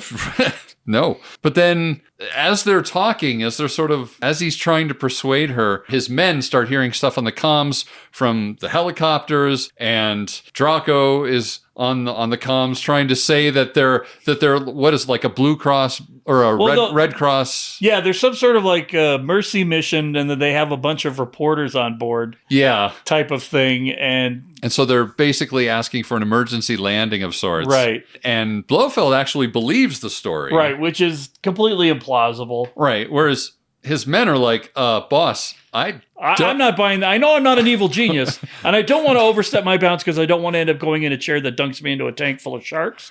However, you may not want to do this, but he lets him go. But as the chatter is going over the comms, Tracy hears her dad, and so she's like, "Oh, they're coming to rescue me." So I'm going to have to turn on the charm now. That's right, and be a little seducey. She's Tracy after dark now. That's right. She's going to be Tracy after dark to Mr. Blofeld now. And start reciting poetry quotes and things. It's interesting, too, because she even goes so far as to lead him. She's like, I want to see the sunrise. Right. And he's like, how very poetic. And he's totally into it at this point. He's like, that other part of his brain clicks in where he's like, what's that term for when you're sexually attracted to someone who's really smart? I forget I don't know, but my wife could tell you. That. So he leads her to the other room away from the comms. Right. So he doesn't hear. Right. And they sit there and watch the sun come up. And as she's reciting poetry quotes, and then the raid on Peace Gloria begins. Right. And the best part of this movie. It really is. I mean, sure, there's a couple shots that I'm pretty sure that they repeated. I think they did. But I mean, compared to that sort of chaotic one that was in You Only Live Twice. Yeah. This one really kind of stands up. It feels really well coordinated. Absolutely. It's edited well. Again, John Glenn, man. Right. This is how This is what he knows how to do. Well, this is how he got his future jobs. Right. Was the work on this movie. Because it all stands out above almost everything else in the movie. Just all the choreography, the photography is great. Again, all the fight choreography is good. Oh, I do like the fight between Tracy and I think it's the guy with the, no, it's a different guy. It's a different guy with an orange jacket. Yeah, they all had orange jackets. They all had orange jackets. But she gets in that fight with the Yes. with the goon and like kind of, outdoes him. Right, karate chop. and then off we go. Well, and then thankfully, though, for Tracy, there's that conveniently placed piece of quote unquote art. Right. It's like a piece of wood with a bunch of nails sticking out, and she slams him into it to kill him. Oh, that's right. She basically does the whole, my father put me on a hook once. Yes. Because why was that there? No, I know. That's the only reason for it to be there was for her to throw him into it and kill him. Fantastic. So then we get some shots of Bond kind of running around Peace Gloria, fighting people, and I think looking for Blofeld. That's what he's doing. Right. He's looking for Blofeld, and he's down in the science lab. And one of the scientists throws a beaker filled with toxic chemicals at the glass door that's like it eats through the glass door or whatever. And you get the double take from Bond where he's like, whoa. Yeah, well, and it was such a weird thing. It was the whole... Usually your scientist guys are running away in fear. Right? This guy's going to throw a beaker full of acid at glass. If those are the level of scientists that Blofeld has working for him, was his plan even going to work? This felt like it should have belonged in Mission Impossible 2, right? Quite frankly, or Top Secret, or Top Secret, yeah. Glass hitting glass, yes. So then, while he's looking for Blofeld, he finds the map. The map where all of the angels of Stereotype are at. Yeah, where they're all flying off to or whatever. Right. So then he starts taking pictures with the mini camera. With the mini camera that he should have used while he was at Gumball's. Well, because he couldn't get the safecracker / picture taker / photocopy transmittal fax machine up to the top of the hill because Campbell's dead. That's what was in the bag. That's what was in the bag. It was the location / photocopy / transmittal device. That's right. That's exactly why. That's why he needed to get up to him so badly. Oh, it makes perfect sense makes now. All the sense. He wasn't just going up there to die. It was the one gadget he needed. That's right. Oh man. Well, at least Bond took care of it anyway. Well, he did. He did the job he needed to do with the old tools. It's an interesting creative choice too. I mean, it tells the story well when he snaps the picture with the mini camera that you see a quick flash of each of the different girls. Yes. So that you know, oh, this girl's in this location. It tells the story. It absolutely does, which is why the camera is a better tool to tell that kind of story than a fax machine with a safe cracking thing. Yeah. That scene could have been so much better to me with a small little widget that he plugs onto the thing, puts something in his ear, click, click, click, click, click, click, open, and then... Well, and the thing is, too, is even in that scene, in the Gumball scene, one could argue that the Xerox machine is spitting out the paper slow enough so that you can read what's on the paper, but you still can't read what's on the paper. Right, and why do you need to? You develop the film to read what's on the paper. Right. You look at it back at Q Branch. Yeah, exactly. Of all the gadgets that they could have made for this movie... That one is the most functionally ridiculous. Yeah. That they could have come up. That's a very Batmobile. Yes. Very Mission Impossible 60s TV show kind of deal. Robin, hand me the bat shark repellent. Yes.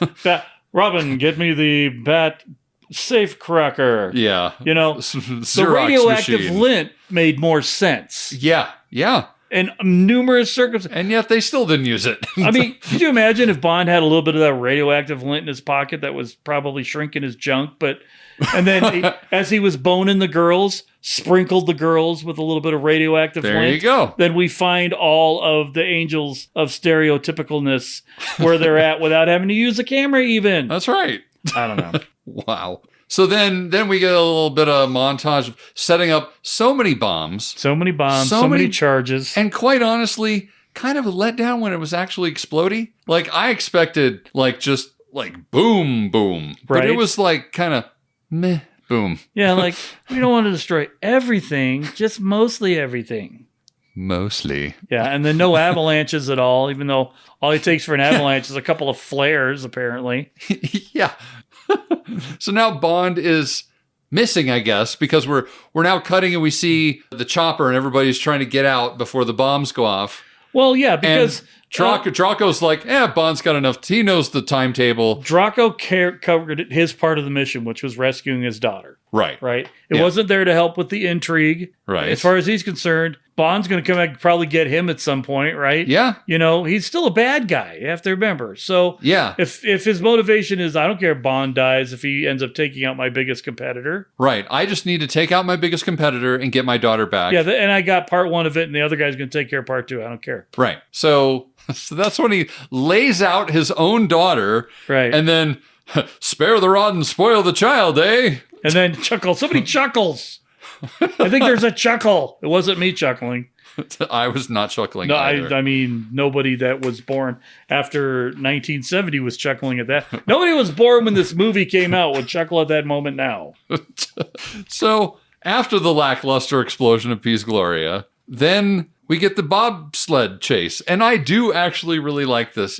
I know it's kind of corny, and there are some awkward moments here and there, but there's just enough good stuff in it. Some of that second unit shit gets me across the line. I know, but that's what it is. There's a shot, and I can't stop thinking about it. It's a shot where the 2 stuntmen are on the bobsled together, and they're fighting, and the whole thing is it's a top down shot at the channel, and they go past, and I'm like, that is fucking great. That is a great shot. If they focused on that a lot more than those god awful back projection shots. Oh, I know. This would have been the most like iconic action sequence in the winter. See, this thing could have been done, like if you redid this now with CGI and being able to put the actor's face on with those silicone masks that they use. Yeah. You could have got a much more dynamic scene, and it's hindered by the fact that you have to keep showing the actor's face. Right. While things are happening. So those guys, neither Telly Savalas nor George Lazenby were stuntman-y enough to be able to pull some of the stuff that current actors have to do in the same role. Well, quite frankly, they demand actors to do that type of stuff now. You know when you sign in that you're going to be doing as many of those stunts as you're are not going to doing. Derail the production. Right, exactly. And then if you're Tom Cruise, we don't care if you derail the production for 3 months to fix your broken ankle. We'll just wait. Right. I will say I did get a little bit of shades again of The World Is Not Enough. When he's going into that tunnel that he's in, and he's on the little sled thing. Oh yeah, that little because he falls off, and Bond's hanging in the back of that thing. Yes. So I've got a little bit of that vibe. Yeah. Okay. I do love the idea. So we're showing all this back screen projection, and I do love the idea of people like kind of getting their hits in at George for whatever grievances they may have against him, like throwing snow at him while they're at Pinewood, just like, take that, George, throwing water and snow in his face. Everybody just working out their frustration from working with him for the whole time. Right. Absolutely. At one point, Blofeld throws a grenade at him, and no, he's fine. It does send him off of the bobsled. Yes. And then he's able to jump onto... Because it made basically a U-turn. Right. He's able to go around to the other part of the run and jump onto him from there. Right. Batman style. So then we get that little silly fight, and that's when at one point Blofeld stands up high enough that he makes the rookie mistake that all cowboy movies or people new to cowboy movies make. He stands up too tall in the saddle.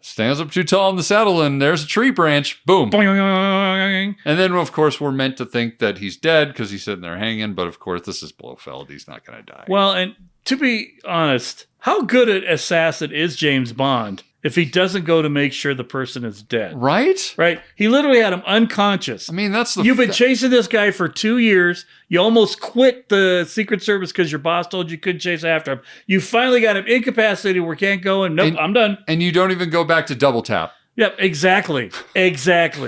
You know what? Daniel Craig would have double tapped his ass. Absolutely. Pierce Brosnan would have double tapped his ass. I think he would have. Latter day Raj probably would have. I think earlier day Raj would have. Maybe, yeah. The other one probably like verbally fencing with this guy. I'll go ahead and let him live.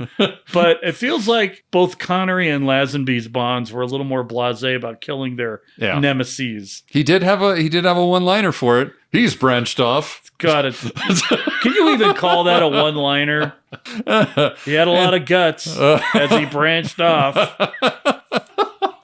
So then he somehow crashes the bobsled. He flies off the bobsled, but he's fine. And up comes the St. Bernard. And honestly, kind of completely took away any sort of endearment I had for this Bond when he's kind of mean to the dog. He's kind of mean to the dog. And he's like, go get the brandy or whatever. And I'm like, what the hell, man? Just give the dog some scritches for doing its job. Right? Come on, man. I mean, maybe different time. Who knows? I don't know. Anyway. So then that's that. We get the wedding. We go to a wedding now. Bond's getting married despite everything that has come before it. That's right. He's still going to get married. He's still in love. So kind of an interesting choice. Before the actual wedding, we have a shot of him actually downtown walking into a jewelry shop to get the ring. Yeah. But that was the ring that they looked at when in the montage. Oh, I missed that. You know what happens is during that montage, my eyes glaze over and I just stop paying attention. So that didn't pick up on that. But there you go. Okay. There you go. See, I do have a use on this podcast, listeners. So he gets the ring that apparently they picked out in the montage. So, and then we're at the wedding and, Tracy's crying and Bond wipes away the tears in the same way he did at father-in-law's birthday party so long ago now. And the guy is at the wedding. All of Draco's henches are there. Yeah. And then this is such a silly little moment where Draco and M are walking down the steps together talking about how, hey, you remember that one thing that happened where I lost 3 of my men because of you, and and they just good times. Good times. Everything's fine now. And no way is it weird that the head of British intelligence is chuckling it up with the number 2 in the world of crime syndicates. Okay, sure. Maybe they've got like a sting operation, like just waiting for after the wedding. Once Bond ties the knot, they're going to just wipe everybody in the organization out. That's right. So, and then once again, we have to establish what kind of dad Draco is. And he's like, now just remember, Tracy, obey your husband all the time. Remember, you'll do that, won't you? And she's like, yeah, sure. Whatever you say, Dad. I'm out of here. So, whatever, Papa. And then we see that shot of Moneypenny, and she's crying, like all her dreams are crushed. Like that was ever going to happen anyway. No, I mean, he was definitely giving her some reason to think it might. Well, yeah, that's true. He did. She should be mad at James Bond, not crying about him leaving. I'm just saying. And then they drive off, and they're driving down the road, and something about florists, and I forget in this part, but they're driving, and then the teenagers drive past, and are like, waving at him, and he stops at a scenic viewpoint, and he's pulling off all the flowers because they were talking about how ridiculous the flowers were. Yeah, so he's pulling all the flowers off, and that's right, they had talked about how many kids she wanted. And, yep. And Bond's like, well, that's a start. They're negotiating, right? Yeah. So they're trying to build up this. Yeah, that they're happy and Bond's going to be happy. And right, and all these things. And of course, that's when Blofeld comes driving by with a neck brace on. With a neck brace on, and Irma Bunt with the gun shoots up the car and ends up killing Tracy. And then the traffic cop comes. Which is hilarious. Here comes a cop. There's bullet holes in this car. Right. Is everything okay? Or whatever. Right. No, go get them, you idiot. Yeah, exactly. Why is it Man of Action Bond knocking the cop out, taking the motorcycle, and going and chasing after his arch nemesis that he should have double tapped in the head mere minutes ago? And so begins Diamonds Are Forever. Oh, my goodness. Which, if they'd done the whole revenge thing, would have been fabulous. Yeah. But instead, we get this moment where Bond is crying over it. Well, a better acted Bond would have been crying. Would have been actually crying over Tracy's death. Would have actually looked more mournful, sad. Yeah, heartbroken. Unhappy. All of those things. But it's George Lazenby. I mean, he's limited. He did the best he could. He did the best he could. He did good occasionally. I don't think he wasn't trying. I just think he has limited skill set. Right. and now correct me if I'm wrong, but in case you figure she's dead. Doesn't Roger visit her grave? Yes, it was in For Your Eyes Only. So that explains why I remember it, because that's literally the one I probably watched more than any other one. Yeah, so that doesn't have Daniel Craig in it. So yeah, he visits the grave of Tracy in the pre-title, right before he gets locked inside the helicopter and all that ensues, and then he dumps Blofeld. That's where he dumps him into the smokestack. Dumps him into the smokestack. Yeah, in the wheelchair. Yeah, yeah, yeah, yeah. Anyway, sorry, complete non sequitur. Just like trying to remember. Yeah. So, and that's that. I mean, it's a super sad ending. It's just super quiet and morose and all those things. And if George hadn't been a dum-dum and listened to whoever it was that he was listening to about leaving the Bond franchise, he could have derailed the whole thing. We'd never have had any more James Bond movies. So, yeah, it's weird twist of fate. Nah, Connery was always going to come back. Yeah, he was always... And so we sacrifice a revenge story, but we get Connery back and probably put the Bond franchise back on... Correct. Firm footing. Because Not ice. Not ice, exactly. I don't think that if you'd gone through another Lazenby movie and then jumped to Raj... I don't know. Yeah. I think you needed to end that era on a Connery note. Yeah. And then start with your next guy. Yeah. I think it would have been an awfully bumpy road if Lazenby stuck around for a second one or maybe a third one. And then you jump to Roger Moore, who at that point would then be older. Maybe they wouldn't even consider him. And then all of a sudden Timothy Dalton's back in the game. All of a sudden we're getting my next alternate universe I go to. I mean, that would be a weird alternate universe that may hold up, but the problem is that during Lazenby's tenure, is it going to hold the fort down? Are they going to be able to survive on a 3-movie deal of Lazenby? Nah. Or is it just going to die off at that point? I think if he had stayed, it would have killed the franchise to the point where it had to be rebooted somewhere else. You wouldn't have that continuation of movies like you did from Connery to you might see a McClory takeover type situation. Yeah, absolutely. And so I mean, it all worked out the way it needed to work out for us to get what we got. Yeah. So it's fun to think about what would have been better. Honestly, if you want to make a better version of On Her Majesty's Secret Service, just make it. Yeah. It's still there. Well, and it's, this movie is how old now? 150,000 years old. It's as old as landing on the moon. I can tell you that much. I'll tell you, it's more than 50 years old. It's definitely more than 50 years old because we landed on the moon more than 50 And they've years ago. certainly remade. They took elements and put it in a Casino Royale. Yeah. So it wouldn't be so bad to remake On Her Majesty's. But yeah, final thoughts. Is it ever going to land in my top 10? Probably not. Maybe at the very bottom of the 10, but I doubt it. I can't possibly see how out of 25 movies now. I'm sure I can find 10 other ones that I would place above it. I could literally name them all because I only have to name 10 James Bond movies. I know at some point I ranked all of my Bond movies. Yeah, we did it on a podcast a couple years back. Did we? Yeah. Okay. Well, the theme songs. I don't know if we've actually ranked the movies. I don't think we have. We've done our top 5. We have done the top 5. Because when that whole meme thing was going around where everybody was posting their top 5s, we did our top 5s. This was not in either of our top 5s. No, and it shouldn't ever, at least for me. I mean, I know there are people out there that hail Majesties as the best. I'm shit you not, man. There are a lot of people that love On Her Majesty's Secret Service. So there are also people who think that ketchup on hot dogs is okay. Hey, motherfucker, that's me. A lid for every pot is what I'm trying to say. So, but it would never make my top 10. I don't think. It's just there are too many things wrong with it. And it starts. I hate to say it, but it starts with George Lazenby. If you put if you put the right Bond actor in there, if they could have kept Sean around, if they would have made the movie when it was supposed to have originally come out, it would have been phenomenal. Sure. It would have been an amazing Bond movie. Right. Instead, it's a not bad Bond movie, but there's just too many things working against it. Yeah. You've got great action. You've got a score that some people like.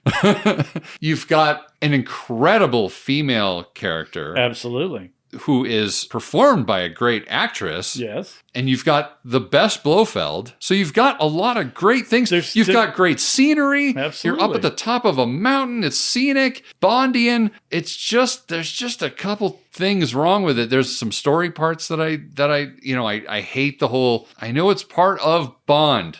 I know it is that he's like shagging everybody. But to shag like 2 women in the same night and then still be like, I want to marry this person. Yeah, there would have been so many more creative ways for him to, I don't know. What you could have done so much more to interrupt those interludes. Well, because the main point of the whole thing with Ruby was to show the hypnosis thing, right? Right. You're just trying to find things out. It's just trying to figure out the information. Yeah, in the process, I want information. In the process of Bond going into her room, per se, she could have already been in the process of being hypnotized. Right. So there wasn't a need for Bond to do the deed. And then when he gets back into his room, you could have Nancy in there too and have him shuffle her off in some capacity saying, well, I don't have the book with me now, darling, but I'll show it to you later. Right. And off she goes, kind of pouty face. But yes, I agree. I think I would have liked to see James Bond be like, I'm in love. Right. So I'm not going to go. It would have been like Craig going out and stroinking the hot chick that dies at the beginning of Casino Royale with him after he and Vesper had already done their thing. Right. See, and that's the thing. It's like, I don't have a problem with, and I've mentioned this in other episodes of our podcast, I kind of expect Bond to be this, kind of a man whore. Just kind of... A sexual Tyrannosaurus. Like, I kind of expect him to go around stoinking everybody. Right. But the thing is it has to make sense within the storyline. Yes. And in this storyline, it doesn't make sense. None of it does. He's gone out of his way to not appear to be interested in doing that kind of thing. Right. And is doing that kind of thing. Right. Despite being madly in love with somebody else. Yeah. Yeah. There's a lot of does not compute moments in this. Yeah. And I think maybe you're right. You filmed it a little earlier. It's more cohesive. Maybe you filmed it not at all or later on after you'd figured out who your Bond was going to be. It's more cohesive. This one just felt like we need to crank out a Bond movie while we get this Connery situation figured out. Mm-hmm. And so we had lots of Bond elements in it. And some of them were very good. And some of them were very good. Some of them were not so great. And really, I just felt like James Bond's motivation here was not well established enough to follow it through the whole picture. Right. I mean, the only through point is I must get Blofeld. And then what does he do at the end? Not get Blofeld. He doesn't get Blofeld. Doesn't double tap. No. So I don't understand if their motivation is to be successful and then you leave at the edge of success. What is the whole point of this whole adventure we did other than making an avalanche? Right. Well, I mean, winning a car race. You know that they were going to try and do the revenge plot. Right. Had things not gone sideways with Lazenby. Right. So, that part of it you can explain away, but there's a lot that you can't explain away. No, nor should we. Indeed. We are not scholars. It is not up to us to decide the finer points of this movie. Nope. Only to tell our tens of listeners whether it's something worth watching or not. And I will say wholeheartedly, if you have to. But yes, please let us know what you thought of On Her Majesty's Secret Service. Tens of listeners. We've got tons of places that you can get in touch with us. On email, it's cicdeaddrop@gmail.com. On Instagram, it's Central Intelligence Cinema, separated by underscores. And you can listen, we're on all the social medias for the most part, except for TikTok. Not ever going there. I'm sorry, I'm just too old. But we have links to all of our social medias at the bottom of the show description of every episode of the CIC. So please get in touch. We will probably almost guaranteed read your letter on the air as it will. Yes. If it's not completely ridiculous. And even then, if it's the right kind of ridiculous. If it's the right kind of ridiculous, we'll probably read it. So, let us know what you thought of this movie. If you completely disagree with us, if you are I know there are people out there that love George Lazenby. I want to hear from you. I want to hear your case. We'll read it on the air, and we'll try not to completely disembowel your argument. We'll try. But any last words, or should we just get out of here for now? I think we should just get out of here for now. That sounds good. Oh, one last thing I will say. All right. Happy holidays to all of our tens of listeners. Indeed. Because I have a feeling we might not make it back until after the two big ones hit. So that's right. Yeah, exactly. Christmas or Hanukkah and Martin Luther King's birthday. Yeah, that one. Those two big ones. And Christmas. Yes. It's clear in case you guys hadn't figured out, we did try to pick a holiday movie for the holidays. So that's how we roll. That's how we roll. But happy holidays and all that good stuff. With that, I'm Ben. And I'm Jason. And the CIC will return with more missions, more martinis, and more mayhem.